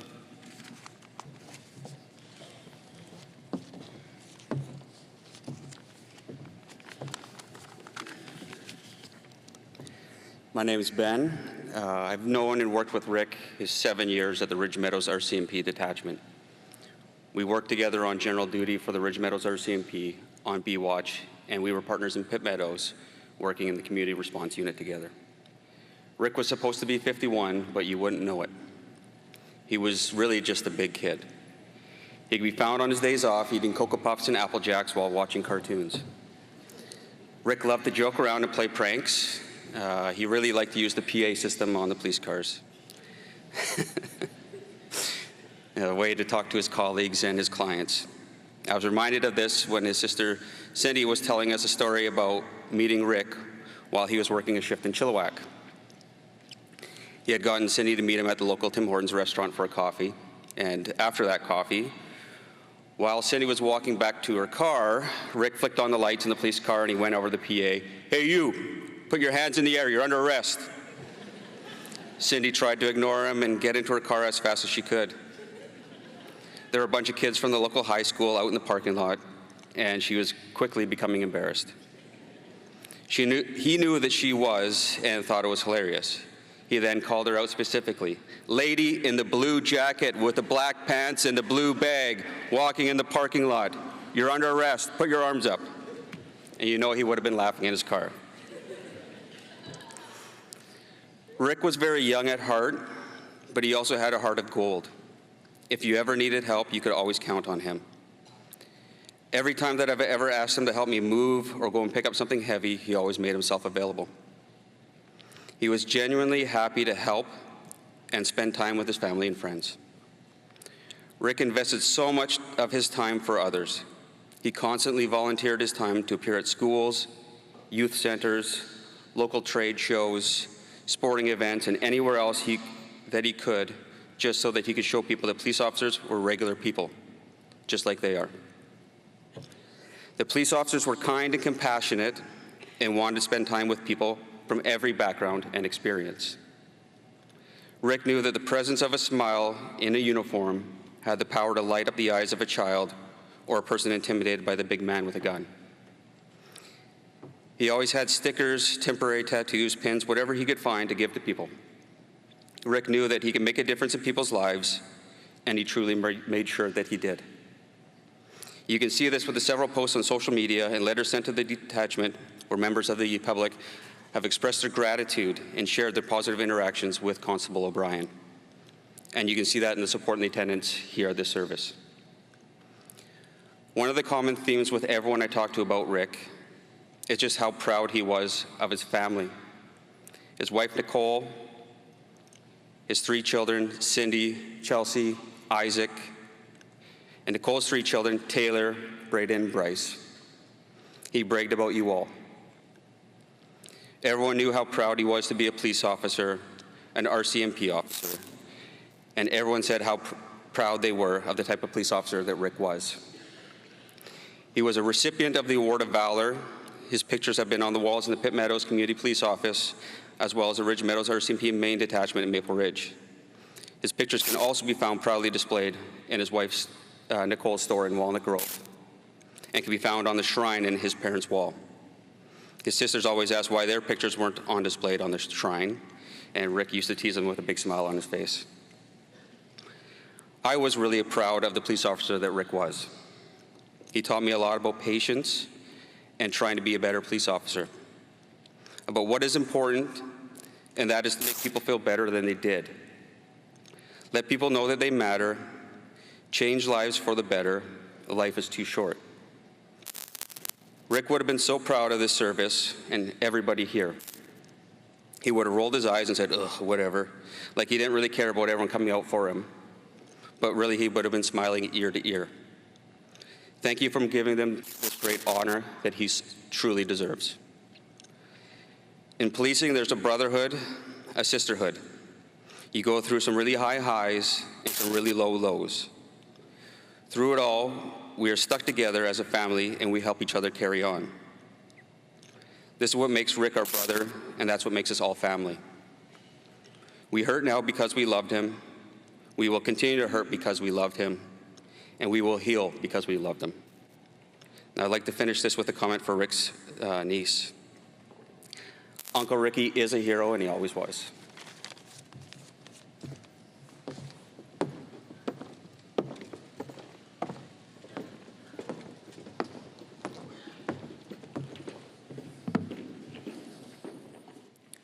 Thank you, Constable Stevens and Corporal Westra.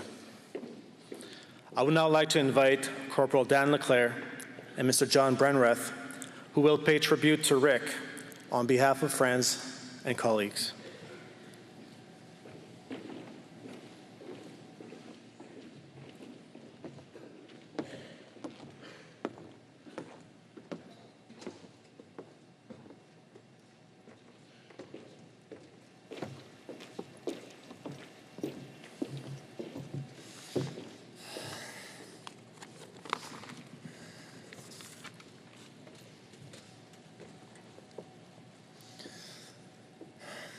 Hi.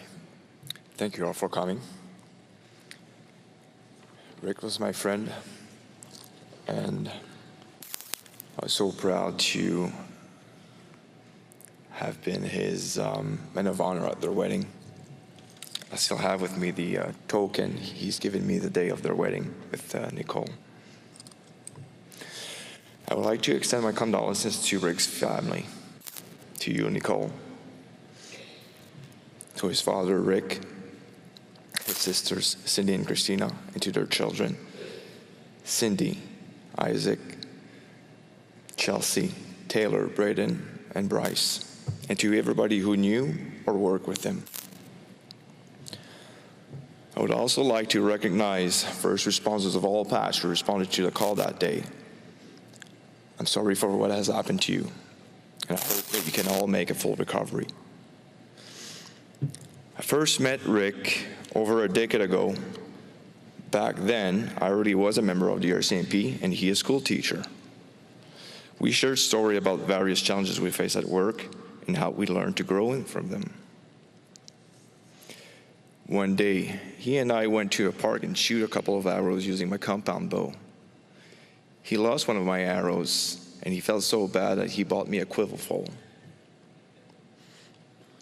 They were expensive. I kept bugging him to go and buy himself one, but he couldn't get financial approval from his dear wife, Nicole. So Rick did what any reasonable man would do in such a situation, which was to build himself his own little crossbow with his students at school.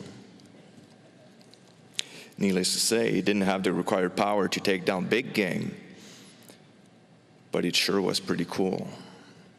His students were lucky to have him, and he talked a lot about them. Although Rick loved teaching, he'd been longing to become a police officer and to face new challenges. We went on ride-alongs together in Surrey, where he showed focus and asked me mostly intelligent questions. Not long after that, he applied to join the RCMP and went off to depot. Nicole supported him every step of the way through this trying period. We all know how pleasant depot can be. Rick understood the risks his passion for his newfound career carried, and his actions awarded him a medal. I've always been proud to tell people my friend was a hero. Our society has suffered much at the hands of criminal organizations and the negative impact their influence and presence has on the people around us. Bold statements and money alone are not enough to make this problem go away.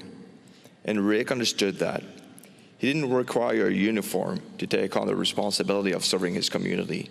In fact, one evening after getting off shift, he noticed a structure on fire, called it in, and went in to help. Through Rick and Nicole's combined passions, love, and skills, they've effectively contributed to the betterment of their community and public perception of policing. It was Rick's dream to become a member of the RCMP, and he wore his uniform with pride.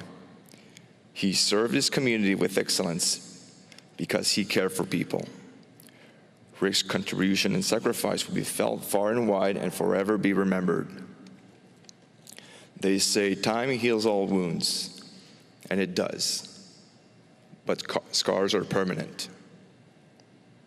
Continue to be there for one another, for we don't always know what others are going through.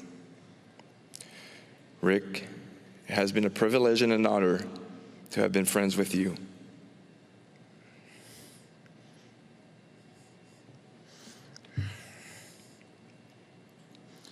I wish I could have done more to help. We're also very proud of you. We love you, and you will be missed. Thank you.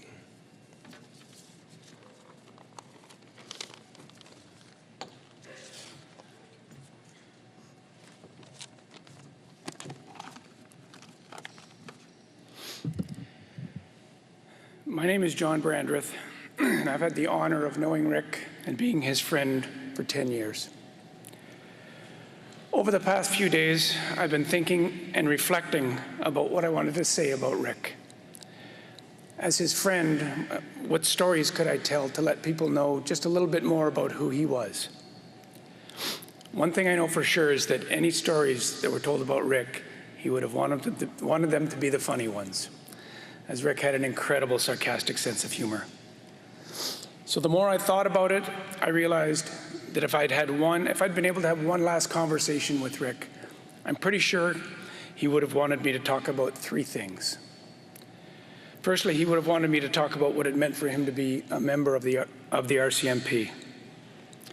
He definitely would have wanted me to talk about the love he had for his family, his kids, and the love of his life, his wife, Nicole. And I'm pretty sure Rick would have wanted me to talk about sports, lots of sports. He loved all kinds of sports. And knowing Rick, he probably would have also wanted me to talk about how great he was at video games on his PlayStation 5. But since I'm not much of a gamer, I'm not going to talk about that today, Rick. Rick absolutely loved being part of the RCMP. He loved everything about it, including all of its traditions and its history. And I can tell you, as a proud Canadian sitting here today, what I'm witnessing is one of the most incredible things I've ever seen in my life. Rick worked with some incredible people who I've had the pleasure of meeting recently as well. Rick was also incredibly proud of the people that he helped and influenced over his 7 years as an officer. This truly was his dream job, and he loved it. But even greater than the love he had for the RCMP, the love that Rick had for his kids, his family, and of course, his soulmate, and the love of his life, Nicole, was truly remarkable. Anyone who ever had the chance to see Rick and Nicole together as a couple could clearly see how much love they shared for each other. Nicole would absolutely glow and radiate when she spoke about Rick. She is so proud of him. Some of my favorite memories of Rick involve his ability to make Nicole laugh uncontrollably. With his jokes and his silly one-liners and his goofy looks, it definitely was a sight to see. I can honestly say that Rick and Nicole packed a lifetime of love and adventure into their 11 years together. When I first met Rick, I quickly realized he was a huge sports fan. And I think that's one of the reasons why he and I became such good friends. Rick's love of baseball, hockey, and football was massive. And Rick was also a bit of a stats nerd, especially when it came to baseball. If you asked him, he could tell you the batting averages, the slugging percentages, the earned run averages of practically every player on the Toronto Blue Jays roster, both past and present. And Rick was also never shy to call them out and yell at the TV or throw the odd remote control in its general direction when they were not playing up to his standards. Rick would also be very happy to know that the Blue Jays are heading to the playoffs again this year. And I plan to drink a few of his favorite Sleeman Honey Browns and raise a toast to him and watching some of the games. And I know he will be there with me. Well, Rick and I share the same passion for baseball and the Toronto Blue Jays. When it came to hockey, well, that was another story. Rick's love for the Detroit Red Wings was legendary. In fact, I think he owned at least 4 Red Wings jerseys, complete with matching hats, of course. And before he got his beloved black pickup truck, Rick used to drive around in a bright red car with more than one Red Wing sticker on it, too, if I remember correctly. For the past 5 years or so, Rick and I would attend a Canucks Red Wings game in Vancouver, and it was always a great event. Rick insisted that we went very early when the gates opened so that he could get right down to the glass and watch his team warm up. And he would proudly cheer them on, and boy, did he love booing the Canucks. And I think back now in the 5 years or more of going to those games, I don't think the Canucks won any of them. So you can only imagine the trash talking that went on in the car on the way home after that. And speaking of car rides, I recently heard this story from more than a few of Rick's detachment mates that he used to like to pass gas in the squad car and laugh about it. Well, I can totally relate to this story because in July, my wife, along with Rick and Nicole, were in Seattle to watch the Blue Jays play the Mariners. And we decided to take an Uber from the hotel to the stadium. Well, Rick also decided to pass gas in the Uber. And let's just say the Uber driver was not very happy. And the windows were kept down for the rest of the trip after that. It's stories like this and the many others that have been shared about Rick that make him who he is. He was full of life and full of laughter.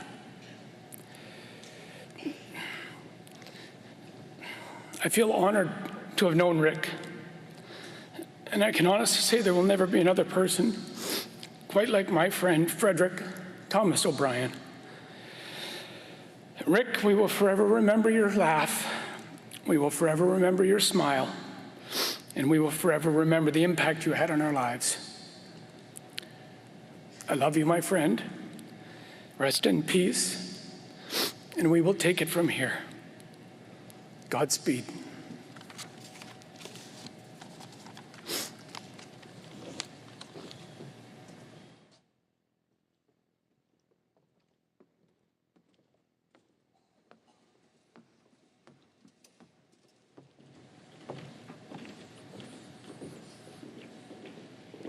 Here with us today is Cindy Neeson, who will pay tribute to Rick.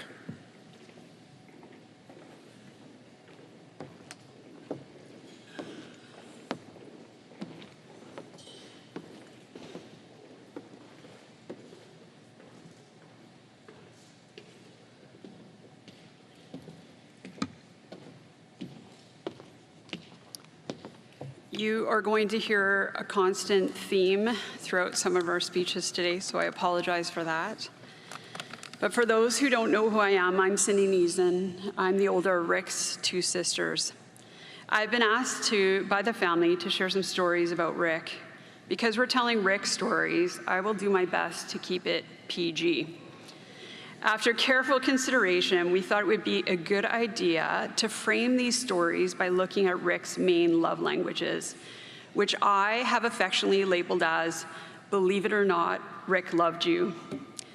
Our goal is to provide a snapshot of Rick's finest quality. I'm not going to stand up here and say that Rick was a saint, because I'm pretty sure lightning would strike. Also, this place is crawling with cops, and I'm pretty sure you all have built-in lie detectors. Rick's version of gift giving. Rick enjoyed cracking them off whenever and wherever. Yeah, I'm going there. I swear he would intentionally eat spicy food as well as dairy product to enhance the fragrance of his gift to you. For all of you that can't read between the lines, Rick loved to fart. Both my sister Christina and I were extremely grateful, when God blessed him with 3 beautiful children to share this incredible gift with. His oldest daughter, Cindy, yes, you've heard that right, she was named after me. Chelsea, his middle child, and finally Isaac, who is currently telling everyone that he was Rick's favorite. Rick loved to spend time with his kids. Whenever they got into a vehicle to go somewhere, he received an immense amount of pleasure by cracking one off in the truck. He would then proceed to lock the windows and the doors so that no one could escape. If you knew Rick personally, and I asked all of you that had experienced this wonderful pleasure of his gift, I'm sure 90% of you would raise your hands. The other remaining 10% are just trying to be polite, or you've blocked it out as a traumatic experience. Rick's version of words of affirmation. I know it's going to shock a lot of you, but he was sarcastic. Believe it or not, the amount of teasing, joking, and name-calling that you received from Rick was an indication of how much he truly cared for you. At least that's the way my therapist has explained it to me. Our sister Christina wanted to share a memory. We were all out for dinner when Christina went to ask Rick if he had ever smoked a cigar. Unfortunately, instead of saying the word cigar, Christina said skadar. In our family, if you make a mistake like this, we jump on it like a pack of wild animals in search of their prey. So this gave Rick hours of ammunition as well as entertainment. He would say things like, "Skidar, mate," and "pass me the skidar." He also took to Facebook asking if any of his followers have ever heard of the word skidar. Christina is still in counseling. I'm pretty sure she left the dinner table crying too, but that's what we call an O'Brien event. Rick's version of physical touch. Growing up, Rick displayed a great amount of physical touch. These methods were deployed with a well-calculated strategic plan. He would execute them with precision. This consisted of unrelenting wet willies, Mr. Krabs, noogies, rubbing his itchy head on you, stop hitting yourselves, and my personal favorite, when he would lay on top of you and say, "I'm a human blanket." I'm pretty sure this is when we all learned the art of disassociation. Rick adored our mom, Pat O'Brien. He had her wrapped around his little finger. I'm not kidding. When he was younger, if he ever got into trouble with our dad, Rick Sr., Rick Jr. would run to our mom, throw his arms around her, and then look over at my dad with a smirk on his face. All kidding aside, Rick loved to give hugs.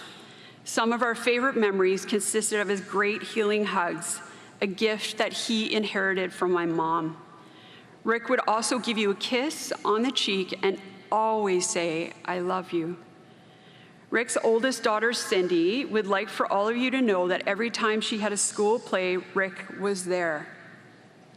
He would watch with pride, and then he'd be the first to present her with a bouquet of roses and a big hug. Chelsea, Rick's middle child, wanted to let you all know her best memory with Rick was when he took her and Bryce to the Seahawks game. They had such a great time together. Isaac, AKA Rick's favorite, shared the most touching memory of all. Rick had recently come out for a visit, and him and Isaac were driving in Rick's truck, AKA Rick's real favorite child, the truck, that is. While driving, Rick had to sneeze, which took place at the exact same time that Isaac had to yawn. I'm sure half of you have clued in to what takes place next. For the remaining half, Rick sneezed directly into the blasting vents, which ultimately created a sinus spray directly into Isaac's mouth. I'd just like to say thank you to Isaac for such a moving. Taught Rick Jr. how to drive a stick and forgave him every time he crashed the car. Every time? FYI, that was a lot. My mom loved Rick. She would constantly remind him of how proud she was. She would kiss him, she would hug him, and she'd pray for him. My parents were so proud of Rick. In fact, when Rick graduated from Depot, here's an awesome story for you. My parents designated an entire wall for Rick. Some might say a shrine. Thanks, Ben. I don't think anyone knew that Rick had 2 sisters up until today. Rick loved to laugh, and we hope that you were able to laugh with us as we remembered who he is and was. I want to leave you with this. If Rick loved you, he loved you with his entire being. Thank you, Nicole, for loving Rick. Our family is forever grateful to you for loving him, his kids, and us, your extended family. We know that Rick is at peace, probably the only guy in heaven listening to Led Zeppelin. I know he is there with my mom, with our mom, hugging her and smirking at all of us. Thank you.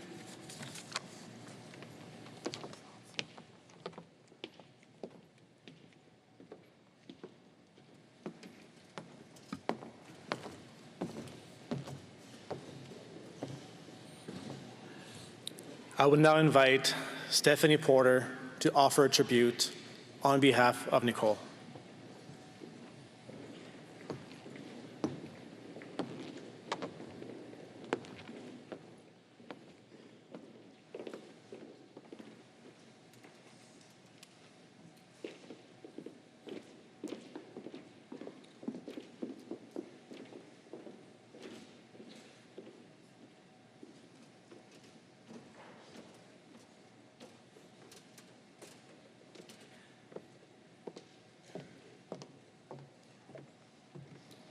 Hello. As a longtime friend of Nicole, Rick's wife, it is my honor, to be here today to speak on behalf of her and her family and to share with you the words of love that they have written to Rick. I'll begin with Nicole's family's message. Rick will be missed as a son-in-law, brother-in-law, and uncle who was quick to laugh and even quicker to love. Rick had a pure soul, a kind, gentle demeanor, and enjoyed genuine conversation. Rick will be remembered as probably preferring to be seated at the kids' table, eating cereal while watching cartoons or his beloved Detroit Red Wings. And now a message from Taylor. I can't believe you're gone. It feels so wrong to visit the house and not to hear your colorful language as you shouted at the TV during a sports game that wasn't going in your favor, or not to catch a whiff of the delicious meals you used to whip up in the kitchen. Now our family dinners consist of Mom's questionable cooking that we used to tease her about. I really miss you. Whenever I needed you, you were always there for me. You helped me through so many tough times, easing the pain of loss and the stress of leaving our family home. I know you despised having to dismantle and reassemble my bed twice, but you did it for me. You were there for me in ways that no one else ever could be, and I'm forever grateful for your love and support through all the ups and downs. I believe you're still watching over me. I love you. Next is a message from Braden. I will miss the laughs, the endless laughs. Rick never failed to make me laugh, to make us all laugh. With Rick, you could be having the worst day, but within 5 minutes, he had you smiling. With Rick, you could talk about anything, especially sports. We bonded over sports, especially the Blue Jays. He claimed to love the Blue Jays, but it was more of a love-hate relationship, especially when they lost. I'm sure Rick is super stoked that the Blue Jays clinched a playoff spot. My favorite memories with Rick are always with sports. They brought us together. I loved going to the field with him to throw the baseball around and hit some balls. However, my most favorite memories are playing stick and puck on the ice. I'll always cherish those times and miss the fun times we had. I love you, Rick. Now a message from Bryce. It's hard to believe that someone who's been in your whole life won't be there anymore. I miss you super duper much, Rick. And I miss all the laughs and the jokes we've had together. And although I'm pretty sure Ivy the dog was your favorite in the family, in my mind, I know that I was. It seems like there's a competition going on here. Thank you for all the amazing dinners. I will always love you. And last, I will read Nicole's words. Dearest Rick, my love, where do I even begin? The night before, we were so excited, talking about this very day, the day where we were jumping on an airplane to paradise for 11 days. 11 days of just being together. No work, no distractions, no kids, just us. And here I am instead, sending you off to a different kind of paradise. One that I was never prepared for. Excuse me. How do I ever imagine life without you? When our whole life was planned around being together and watching the kids grow up, getting older, becoming grandparents, and looking forward to all the adventures we were still going to take. You were always such a trooper when I came up with things to do. I know you often rolled your eyes and were thinking, seriously, do we have to? But you went along with it anyway because you loved me and you wanted to make me happy. Oh, the fun we've had. We really did fit a lifetime of adventures into the last 11 and a half years. My very favorite thing about you is loving you and the way you love me back. The love we shared will be the one thing I will cherish the most. A once-in-a-lifetime kind of love, a storybook love, a love that we both never knew existed. I love loving you, and I love our story. You came into my life when I least expected it. I remember seeing you for the first time. It was those beautiful, kind eyes and smile. It didn't take long to learn what an amazing human you were on top of it all. A beautiful human with a soothing voice, kind, caring, compassionate, thoughtful, and considerate. Everything I could have hoped for in a partner, and so much more. You wrote me songs and poems, and I even remember when you mailed me a CD you made to my work, and then excitedly told me why you chose each song. It didn't take long for me to fall in love with you.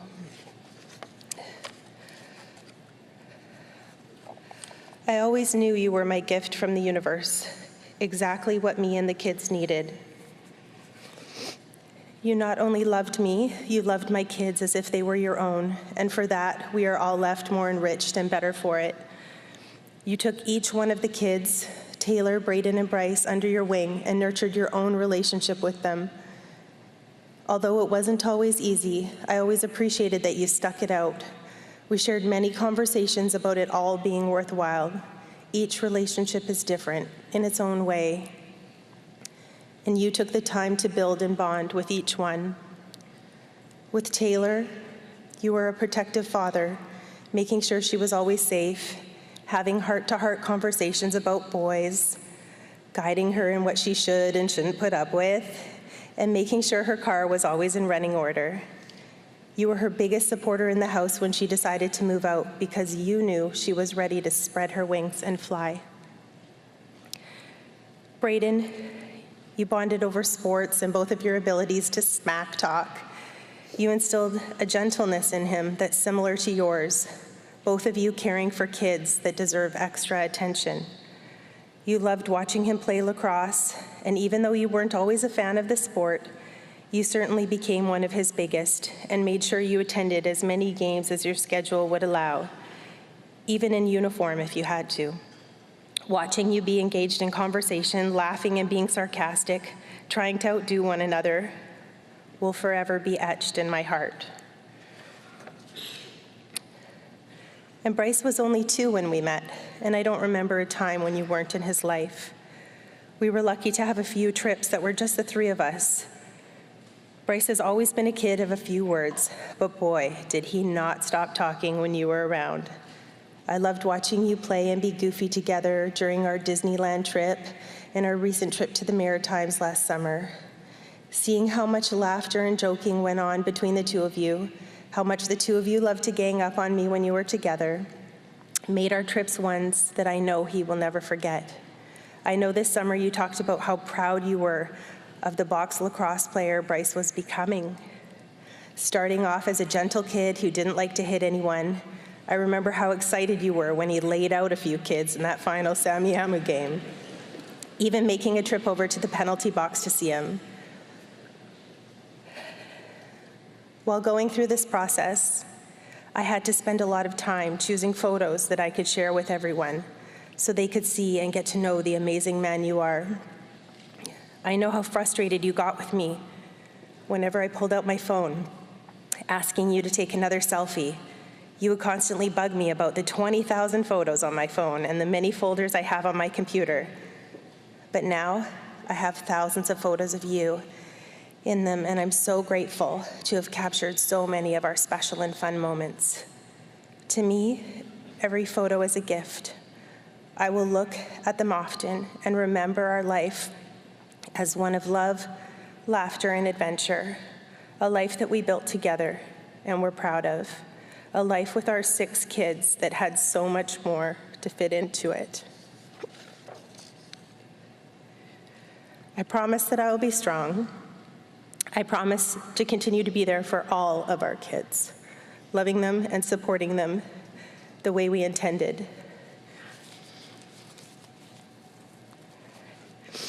I promise to become a better cook, so perhaps one day the kids will like your cooking or my cooking nearly as much as they liked yours. I promise to continue to watch baseball and yell at the TV when the Blue Jays are losing. I promise to still attend hockey games, but I can't promise I will ever cheer for Detroit. I promise to make sure I get the grandkids that secret phone you wanted to get them, so you could talk to them anytime. And when they call me, I'll be sure to tell them stories about you. Thank you for loving me and showing me what true love was meant to be. Thank you for loving our kids endlessly. Thank you for your patience. I know you stood by me during some really hard years. Thank you for being a positive role model in our kids' lives and for those within our communities. Thank you for showing strength, vulnerability, and demonstrating to our kids that no matter how old you are, it is never too late to go after your dreams. I will remember every kiss. I will remember every touch. And until we meet again, I will love you, and I will miss you, and I will honor you every day. You are my forever love, and I will forever have your 6. I love you so much, Nick.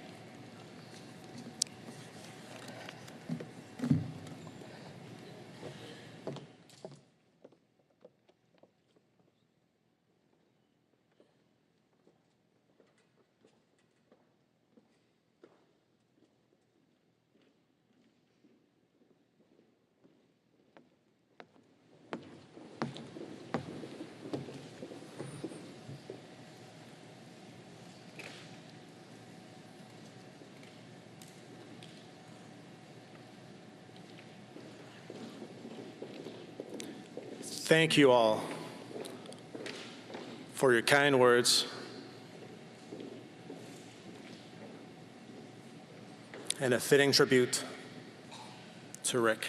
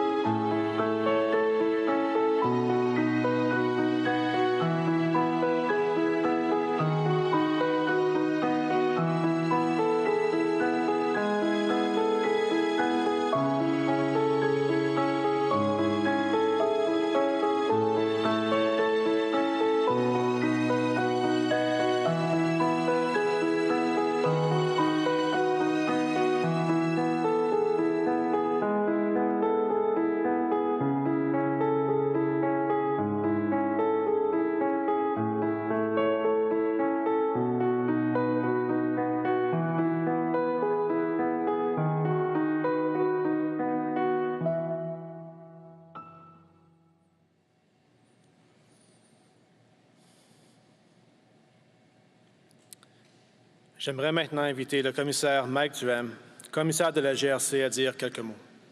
I would now like to invite Commissioner Mike Duhem, Commissioner of the RCMP, to say a few words.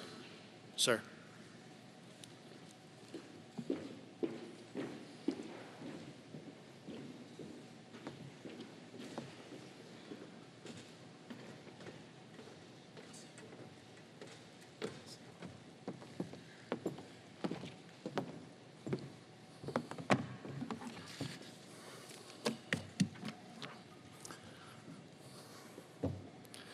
Constable O'Brien's family,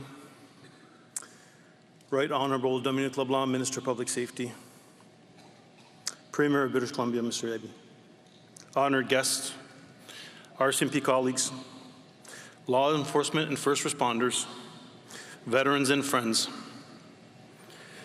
I want to start by expressing my deepest condolences. That's far too formal of a way to express how raw this feels. Once again, a senseless act of violence has robbed us of someone who is making a difference, who is trying to make things better for all of us. I'm devastated by this tragic loss and outraged that one more police officer was killed in the line of duty. Il y a peu de mots pour exprimer la haine que je ressens. Une fois de plus, un acte de violence insensé nous prive d'une personne qui faisait une différence au sein de sa communauté. Je suis attristé par la perte tragique et indigné qu'une fois de plus un policier est tué en exécutant ses fonctions. The RCMP is one big family. The roots begin at depot. From there, we grow together, we celebrate together, we support one another, and we grieve together. Please know that the entire family shares your grief, as does the national and international law enforcement and first responder community. We are here with you during these incredibly difficult times. Constable Rick O'Brien's death is an enormous loss to his family and loved ones, to the larger RCMP family, British Columbia, as well as across the country, as well as the communities he served. Last week, the British Columbia Law Enforcement Memorial honored fallen members in this province. Just before that, I was at Depot, our training academy in Regina, for the RCMP National Memorial. Sadly enough, we added the names of 3 more fallen police officers to the honor roll: Constables Yang, Dramil, and Dami. When I left that memorial, I hope to never have to add another name to that monument. Regimental funerals, like memorials, are deeply meaningful ceremonies for any first responder, especially law enforcement. They bring key partners together and remind us how many people are affected by the work we do. They allow us to pay our respects to colleagues we have lost and continue to grieve. But they also serve as a stark reminder of the risk police officers face every single day, simply by doing their jobs, without knowing what the next call will bring. We are the ones that individuals and communities rely on for help in their darkest moments. Constable O'Brien gave so much of himself in his 7-year exemplary service with the RCMP. He received the Commanding Officer's Commendation as well as recognition of valor from the province of British Columbia for helping to disrupt a violent home invasion. His work contributed to the rescue of 4 adults and 1 small child and the arrest of 4 armed suspects. The sad reality is the criminal landscape is increasingly violent. The demands placed on officers are higher than ever, and the dangers are painfully real. This means that our law enforcement community is needed now more than ever, and I am forever grateful for the sacrifices made by our members, law enforcement, and our first responder partners. It takes a special kind of person to choose to work in this field. Policing demands extraordinary dedication and skill, outstanding professionalism, and unflinching courage. There are certainly easier ways to serve Canadians, many with fewer risks. but quite frankly, I can't think of a career more rewarding than this one. Like every member of the RCMP, Constable O'Brien chose this noble path of service in order to positively contribute to enhancing the safety and security of Canadians. Rick made a positive impact in policing in everything he did. He embraced his community and provided a model for others to follow. Rick is, and always will be, a hero, and we will carry on his important work. As Commissioner of the RCMP, leading this great organization made up of 30,000 people, I will keep doing everything in my power to protect the safety of every RCMP employee while they focus on protecting others. And I call on community leaders and decision makers at all levels of government to do their part. Each one of us must support the vital work underway to preserve peace and safety across this great country. And I'm counting on all of you. En tant que commissaire de la GRC, responsable de cette merveilleuse organisation composée de plus de 30 000 employés, je ferai tout en mon pouvoir afin de protéger chaque employé qui au quotidien se dédie et se consacre à protéger les autres. Je fais également appel à tous les dirigeants communautés ainsi que les élus de tous les niveaux gouvernementaux de faire leur part. Chacun de nous doit appuyer le travail vital d'assurer la sécurité des citoyens à l'échelle nationale. Je compte sur vous. On behalf of the RCMP and all the people that he served, protected, and inspired over his career, I want to express my most heartfelt thanks and respect to Constable Rick O'Brien. Thank you.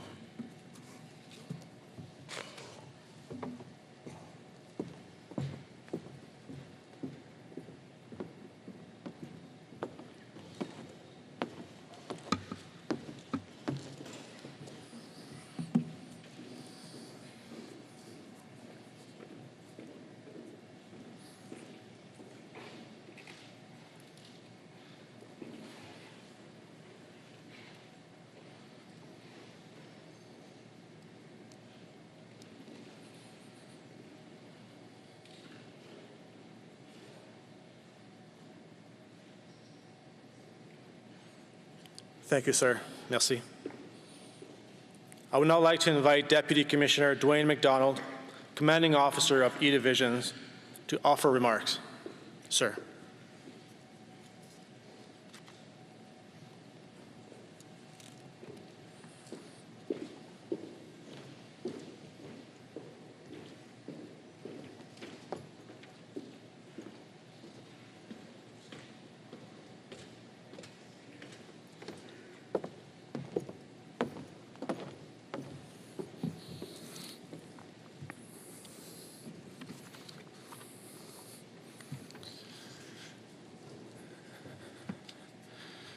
On behalf of all the men and women who work with and support the RCMP here in British Columbia, many of whom are here today, I extend our most profound condolences to Rick's family, his friends, and his colleagues. We are here to honor our hero and to comfort Rick's family, his detachment, the force, communities, partners, and a country who are all in mourning. We're here to process our pain and to cope with our frustration and our anger. And we're here to celebrate the life of an absolutely remarkable man and a Mountie, someone who consistently closed gaps and stepped up when he was needed most, Constable Rick O'Brien. Rick's path to the RCMP began when his family moved to Chilliwack. He was 17 years old. And after completing school, he went and worked as an education's assistant for 8 years in Chilliwack School District, and also as a support worker for the Surrey Association.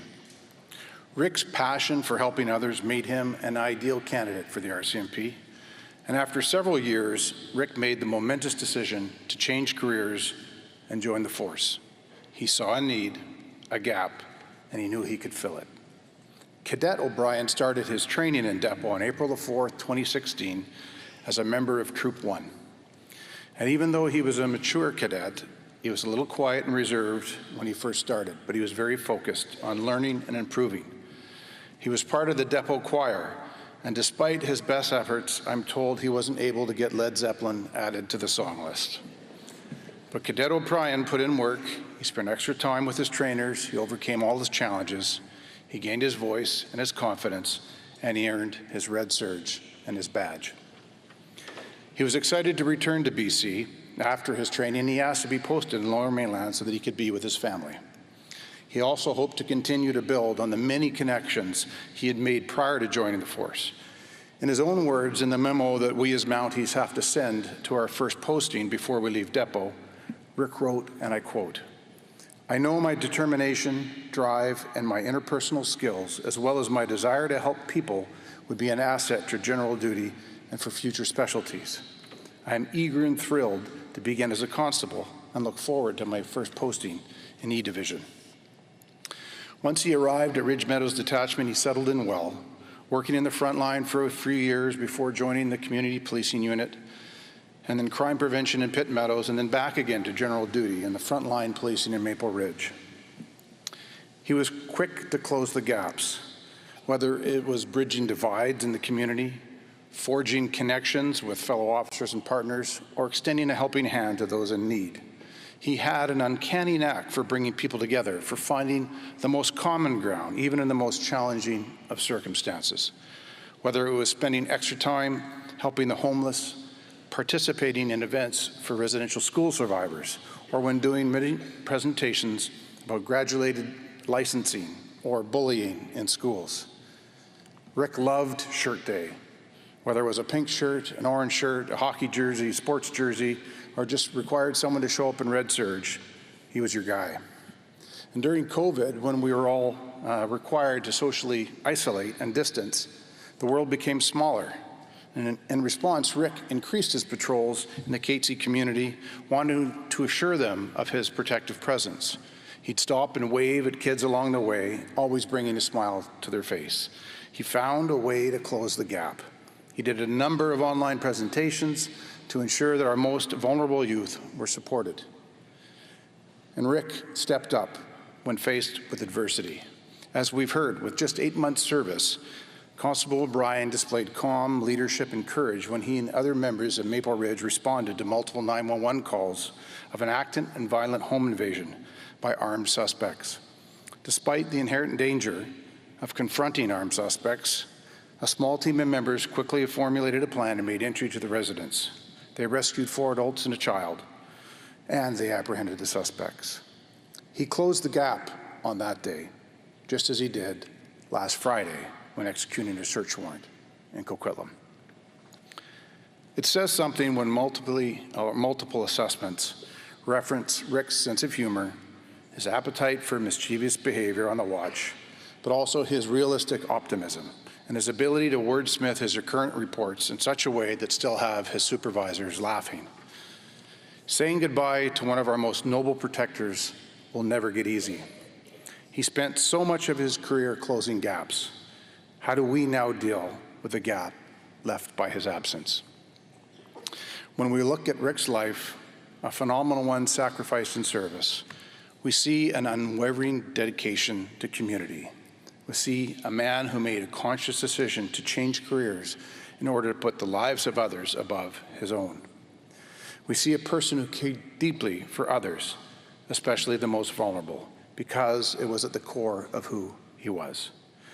Constable Rick O'Brien, Regimental Number 62890, you chose to serve and help others, and you did so with distinction. You were and are a hero who consistently closed the gap and stepped up when we needed you the most. You made a difference. And to Rick's family, thank you for sharing Rick with us. We share in your grief. Your RCMP family is here for you always. And we know that nothing we can say or do will ever ease the pain that you're feeling. But we do know that we will never stop being by your side, wherever and however you need us. It's what makes our RCMP family special.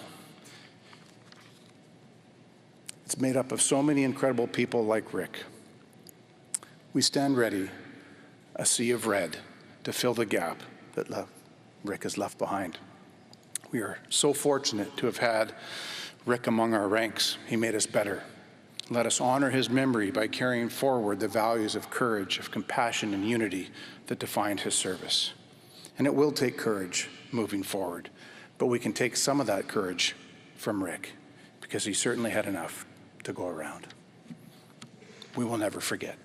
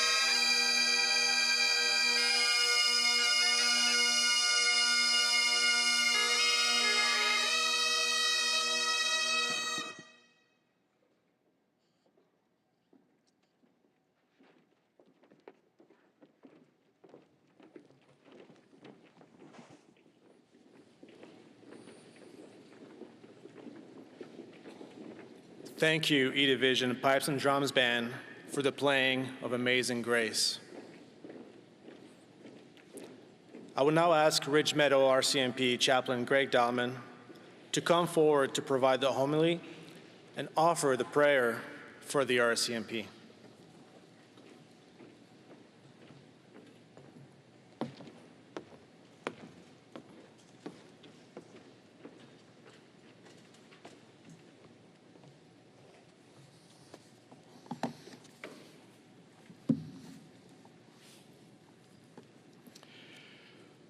We've had a great number of tributes recognizing the quality of Rick and enjoyed some great photos of Rick's world, and we're him doing life with his family and friends.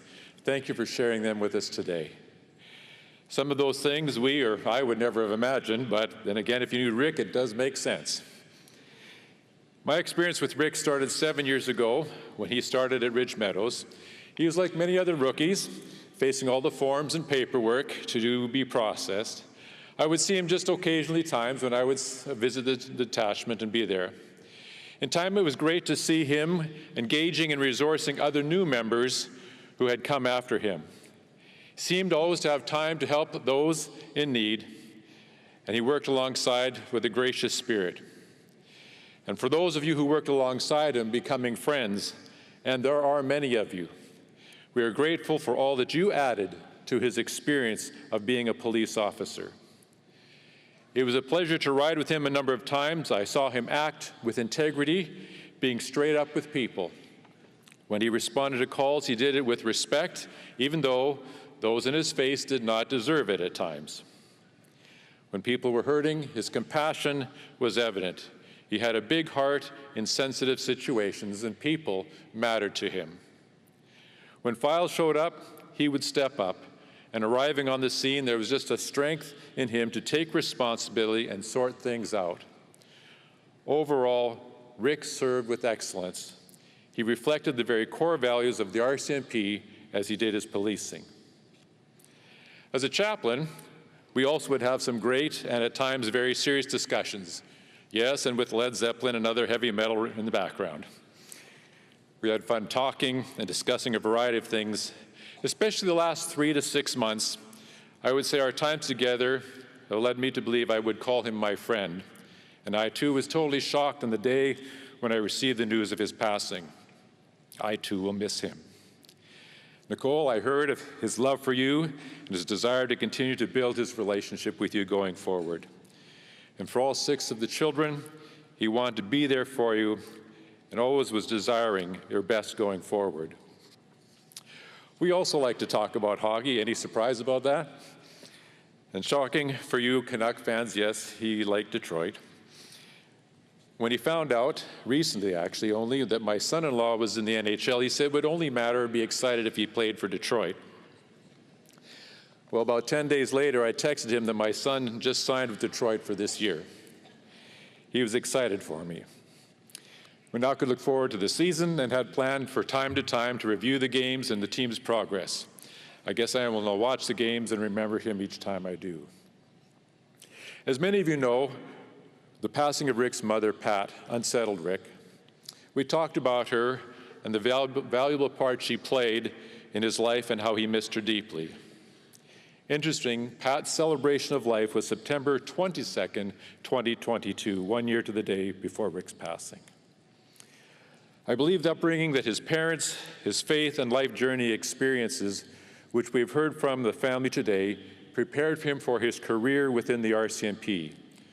What was built into his life in compassion and diligence made him the person that those on his watches knew. Today is a time to remember Rick, but it's also time to mourn as we miss him. Ridge Meadows members, this is a time of great loss, sorrow, and even anger. Each of you is in a different place this day. We hope you find hope and healing for our hearts and minds, but how? So how can we go forward? To do that, we need truth and understanding. It is said that the truth sets us free. From all of us, we are faced with times in our lives when death intrudes and separates us from those we loved, like today. How do we deal with the loss and sorrow? It can be overwhelming. Our minds are flooded with many questions, the many what-ifs that play through our minds, or the elusive why questions. For most of these questions, there are probably little to no answers. I would like to share and some of the truths of Rick's life that may answer one of the biggest questions facing us today. Let me start with a short story from the Bible. It's of a son who enjoyed home life with his father, but one day he decided to strike out on his own. He wanted to do life his way and sort of saddened his father. Life started good, but in time it did not turn out as he anticipated. The son realized life with his father was better than where he was at, but how could he go home? Finally, after further reflection and challenges which had increased in his life in various ways, he eventually turned towards home.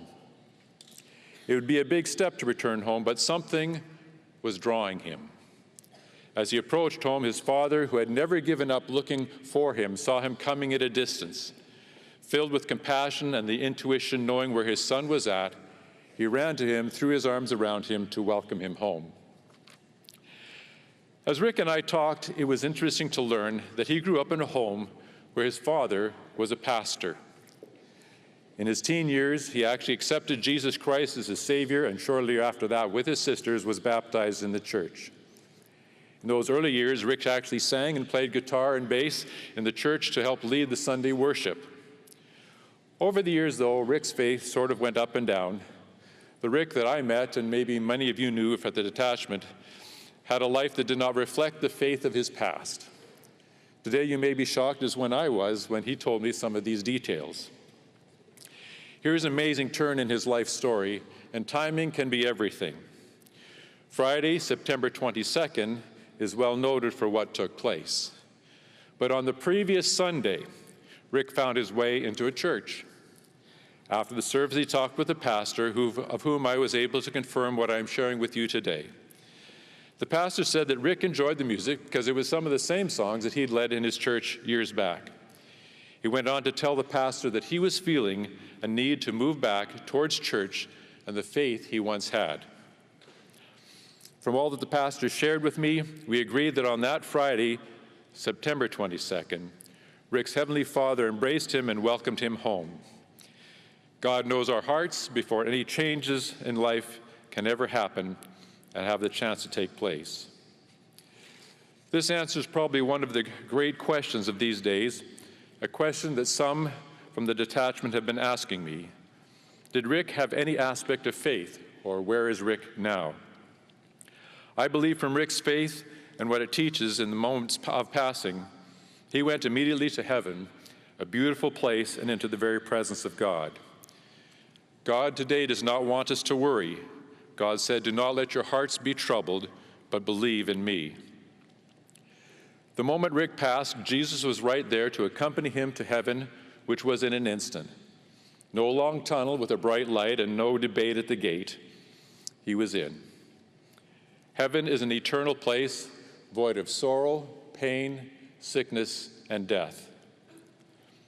Also, he was been reunited with his mother, and I'm sure they've had lots to talk about. Today, Rick is just fine. In fact, he is more than fine.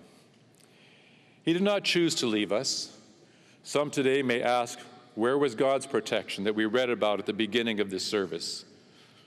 Something was at work bigger than we may see or understand. Yes, bad things can happen to good people, even followers of God. We know that if God allows things like this, it touches his heart and is always for a much greater purpose. Precious in the sight of the Lord is the death of his followers. It is still hard for those of us left behind.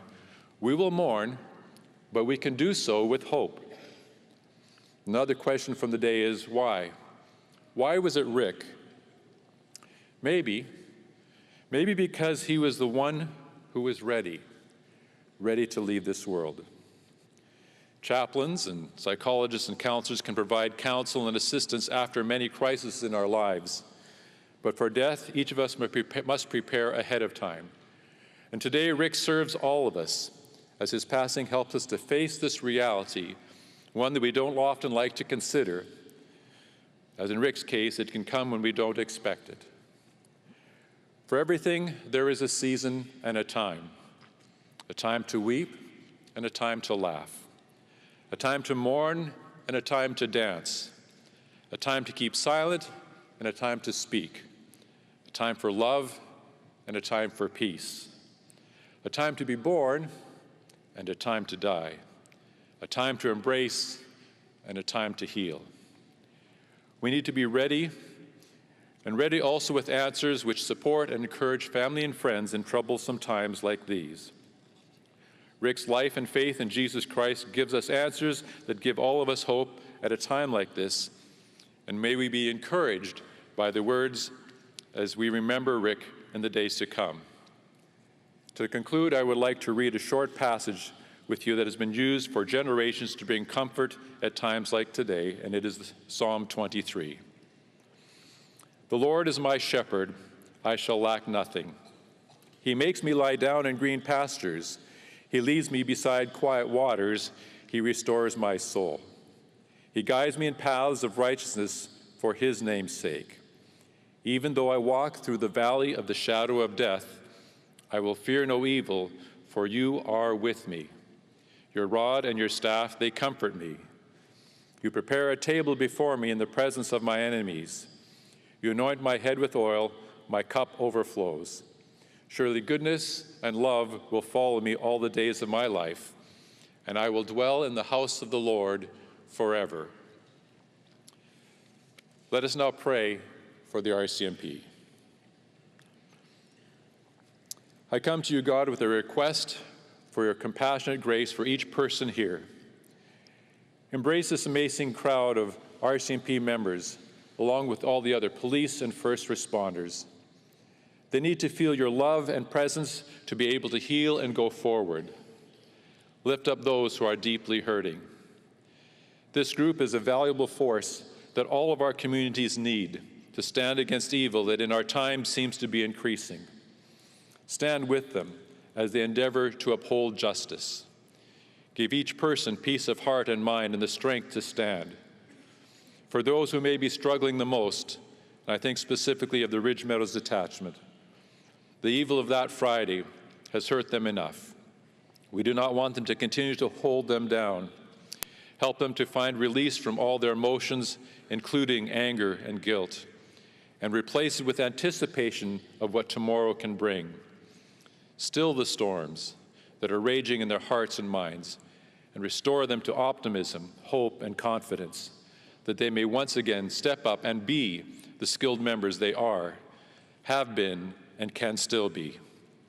Give them wisdom, bless their work with victory, give them safety, and take care of their families. We lift up their families, their spouses or significant others who may be struggling with anxiety. Remove their fears with a sense that life will be okay. Their children need to find calm once again, trusting their parent will be okay as they return to policing. For everyone, may you restore to us our joy. This I pray, and may God make it so. Amen.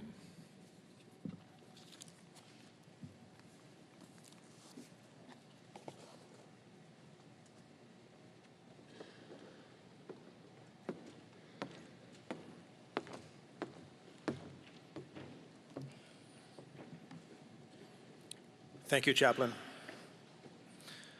Nous amorçons maintenant une cérémonie qui est pratiquée par les organisations militaires et paramilitaires.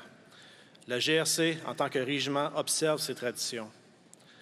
Dans un instant, vous serez invités à vous lever alors que le clairon, le sergent d'état-major à la retraite, Dave Herman, jouera la dernière sonnerie.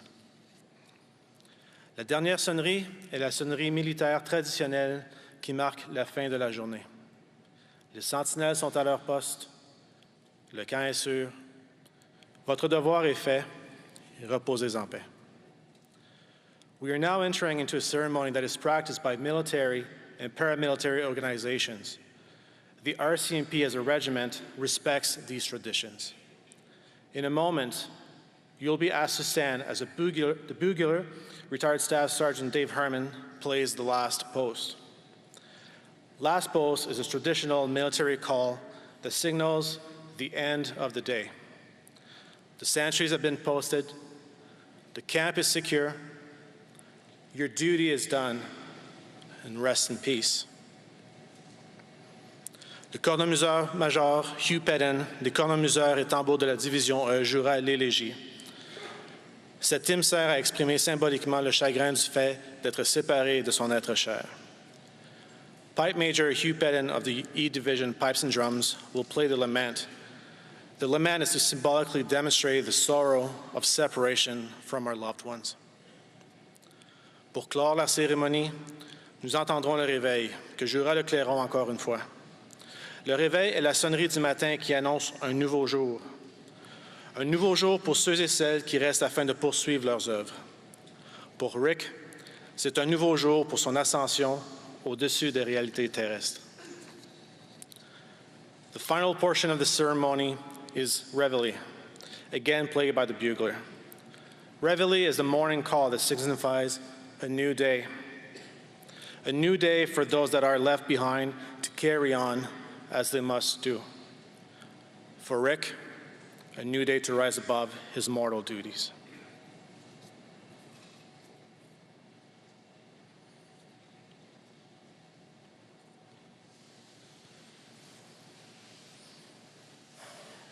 Please stand, and those in uniform are asked to stand at attention.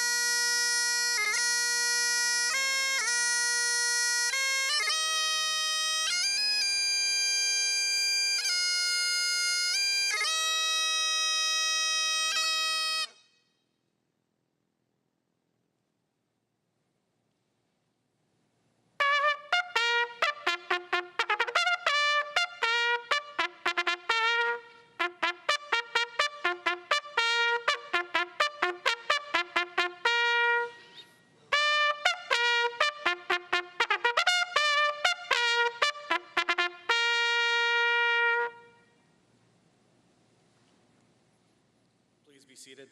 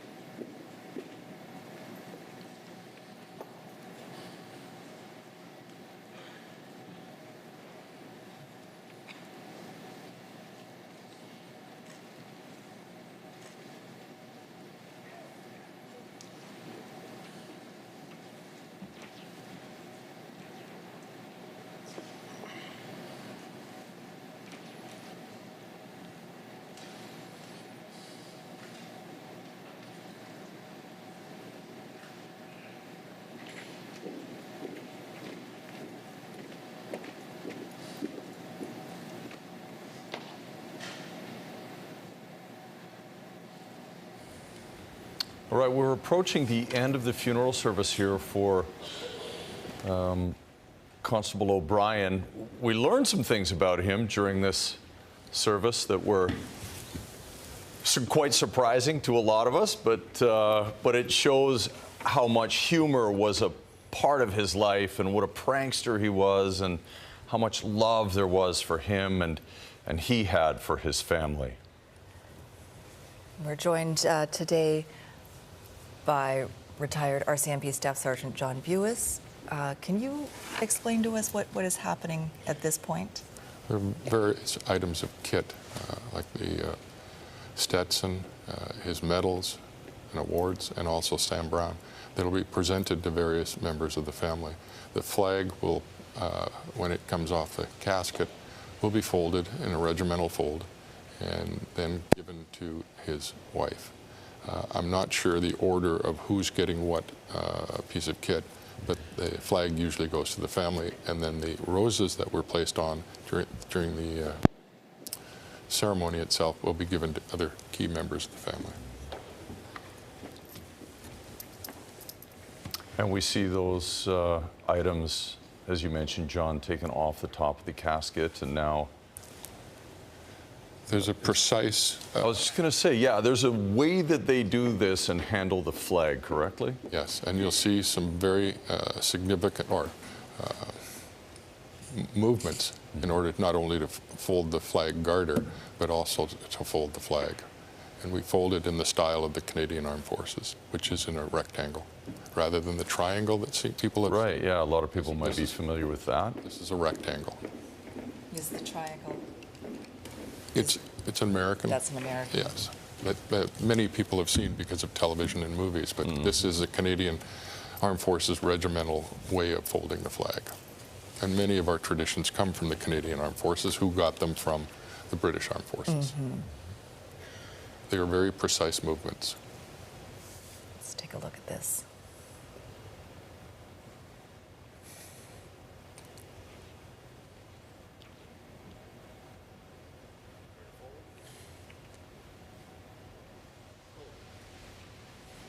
And you'll see that was 2 unders, so they folded under.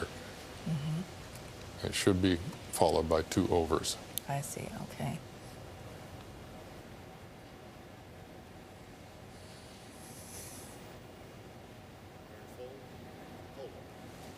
And there's the overs.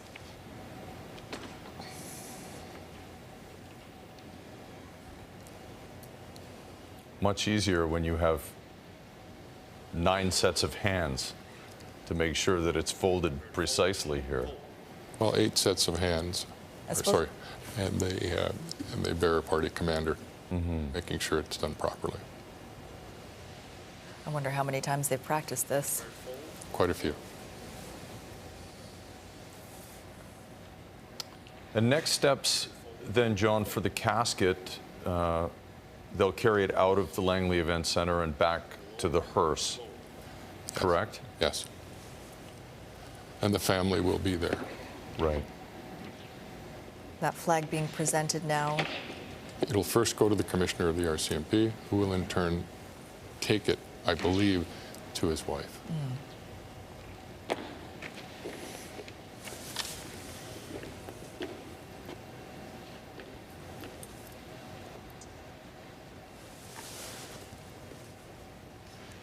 And this is the point in the service that it becomes all too final. Yeah, right.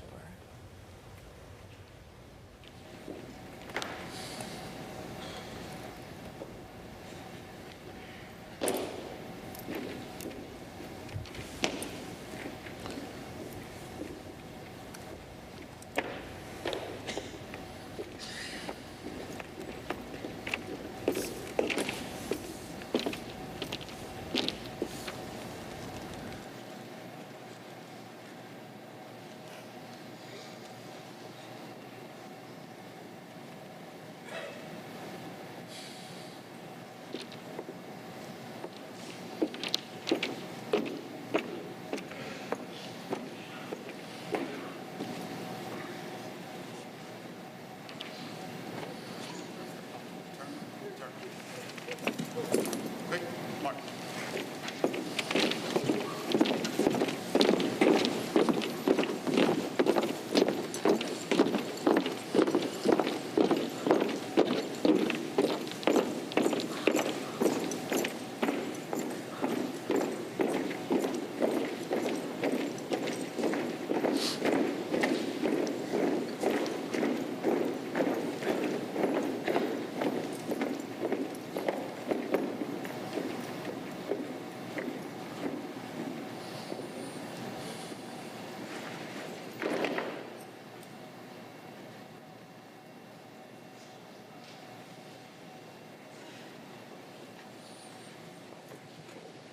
I would like to invite Chaplain Dalman to offer the benediction.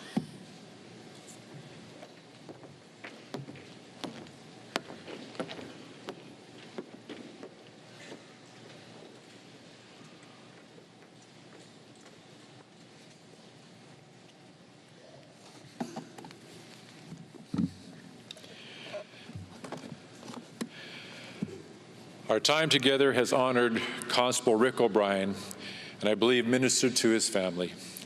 It has been good to rally around so many great memories of Rick.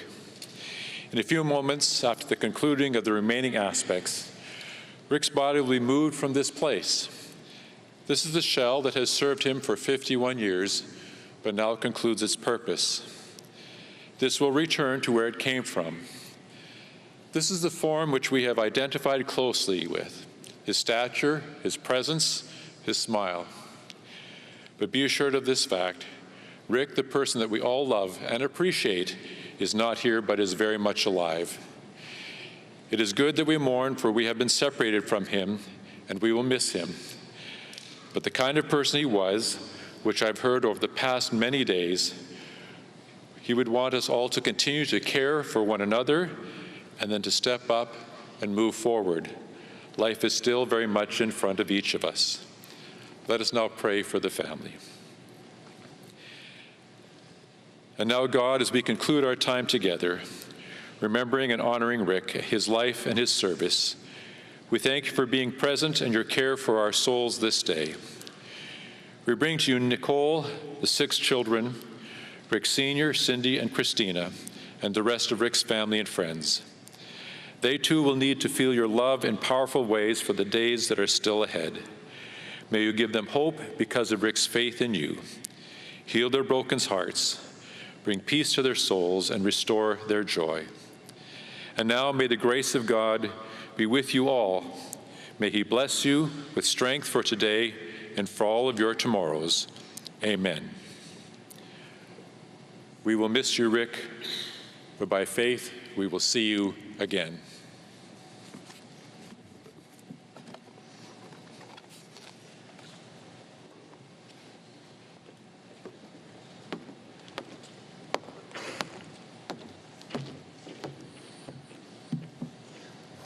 Thank you, Chaplain Dahlman. Merci. Please stand for the marching off of the Guidon.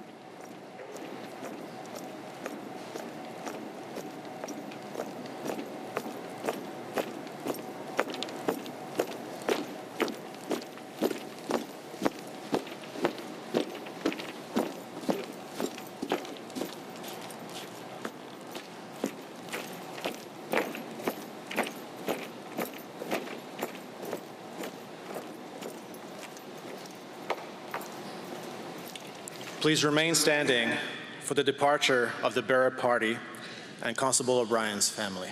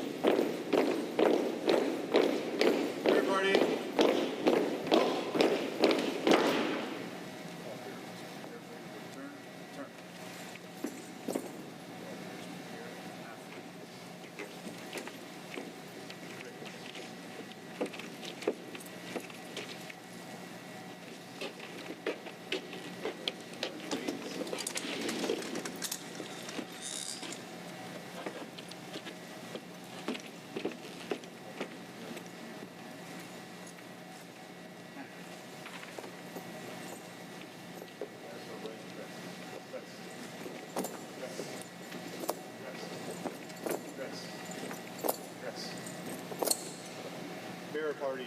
Slow march.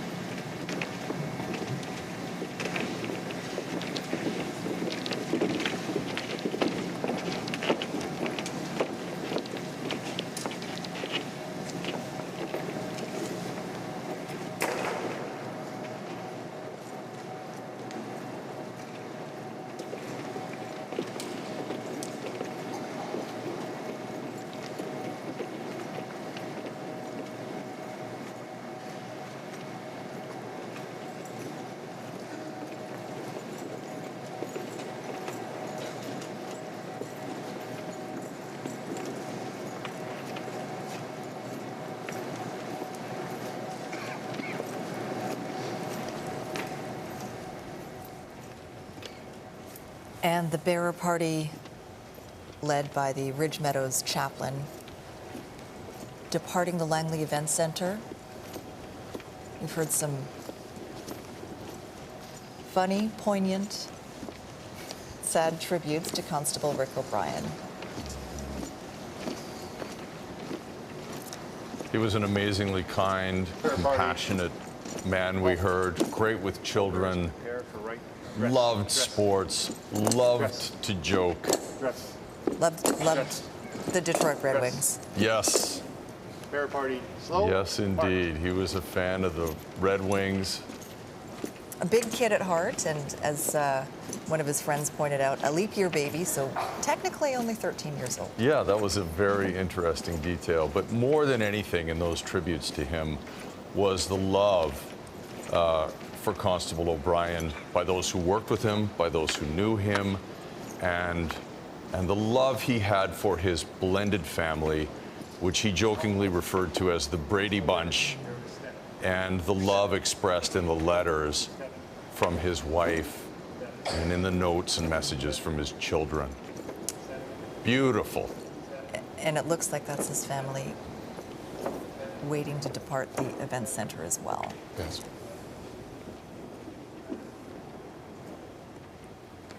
We also saw some members, John, carrying the Stetsons for presumably the bearer party. Yes, because they need to put their headdress back on when they go outside. I see. And all of this builds to what's known as the final salute. Yes. As his body leaves the funeral, is the route lined? How does that play out? Well, it depends on how many people there are and how many people can line the route and how they get access to that route. But there should be a break, a short break while they get lined up. Because what it is a rolling salute. So once the funeral coach passes them, the salute comes up, and then when it passes completely, the salute comes down. So it just continues on until the end.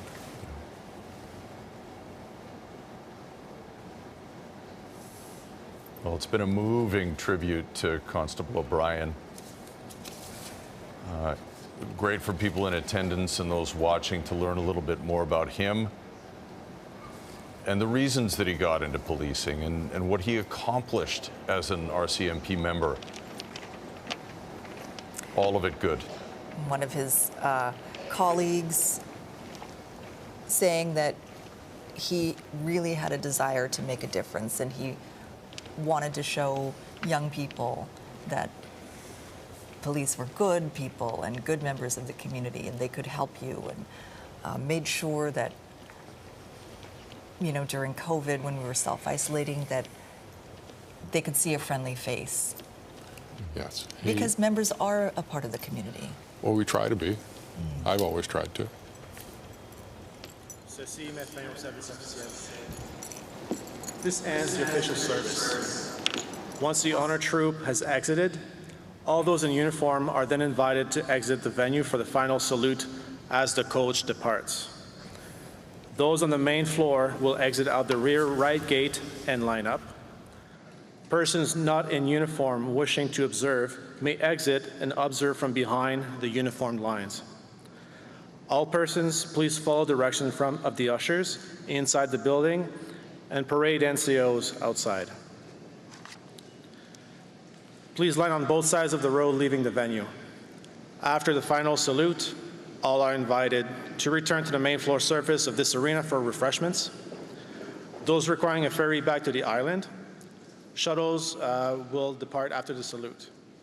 All other buses will be ready to be departing just before 5 p.m. May have heard, Go ahead. may have heard a reference to the honor troop. John, what is the honor troop? Well, they have been troop mates, people that Constable O'Brien went through training with, and close friends that he's worked with. And we saw them exiting, or among the first to exit the Langley Events Centre. When it comes to that final salute, there's, you know, very close people to Constable O'Brien family. The honor troop will be among those first few as the hearse is pulling away. Correct? And then some of the dignitaries, like the commissioner of the RCMP and the commanding officer of British Columbia, they will be in that group. having seen the whole procession and the tributes today, and I just keep thinking back, we did this less than a year ago for Constable Yang. What are your thoughts? It was an outstanding tribute to the man. And it will allow his family in the future to think back upon this. Not about the horrible things that happened several weeks ago, but the kind things that were said and done today. It's so important for the family to have this, but also, as you mentioned earlier, for other first responders and people in law enforcement to have this, to go through this, for this to be a part of their trauma recovery, really, and to get past it. It's the first steps. Yeah. I also think a lot about the members who were with him that day and the ones who responded to that call that you never want to get. No, it's a horrible experience. I've gone through it myself, and I know lots of other members have done that as well. But this is the way we've learned to try to come to grips with it. There may be better ways, but we're still looking. This, I think, coming together is the right way. Coming together like this. I think so. And leaning into some of the traditions and customs, the comfort that comes with that, I think makes a difference. Well, when you've got a ceremony and you understand the components of it, it becomes part of what you do. And this is one way we can pay tribute to our fallen police officers.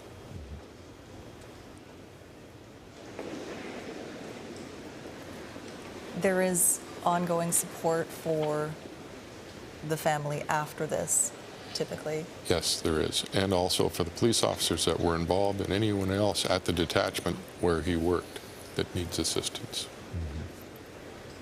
Well, I know we are ticking down to the time that we have to sign off, John, but I just want to thank you for joining us today and for sharing your expertise, your personal experience, and your knowledge of what is a very important part of the healing process for the family and for all of us.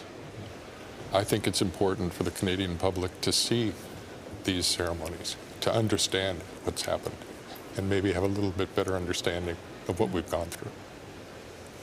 I think it is. You know, we've talked a lot about, and you heard the commissioner and the assistant commissioner talk about the troubles that have faced RCMP and police officers across this country in recent years. But at the end of the day, when something like this happens, I think the community does recognize the importance of those, again, who run into the building and run into the dangerous situations to protect their communities. So it's comforting to see the turnout of support in Langley, and I'm sure in Maple Ridge and Pitt Meadows, because that's where he served. So I think he would be very grateful for that. As we are for his service and for yours, John. Thank you, John. And that concludes our coverage of the regimental funeral for Constable Rick O'Brien. We want to thank you so much for joining us. And we'll have a full recap of the procession and key moments from the service on BC One throughout the afternoon, on Global News at 5, and of course on the News Hour at 6. Thank you very much.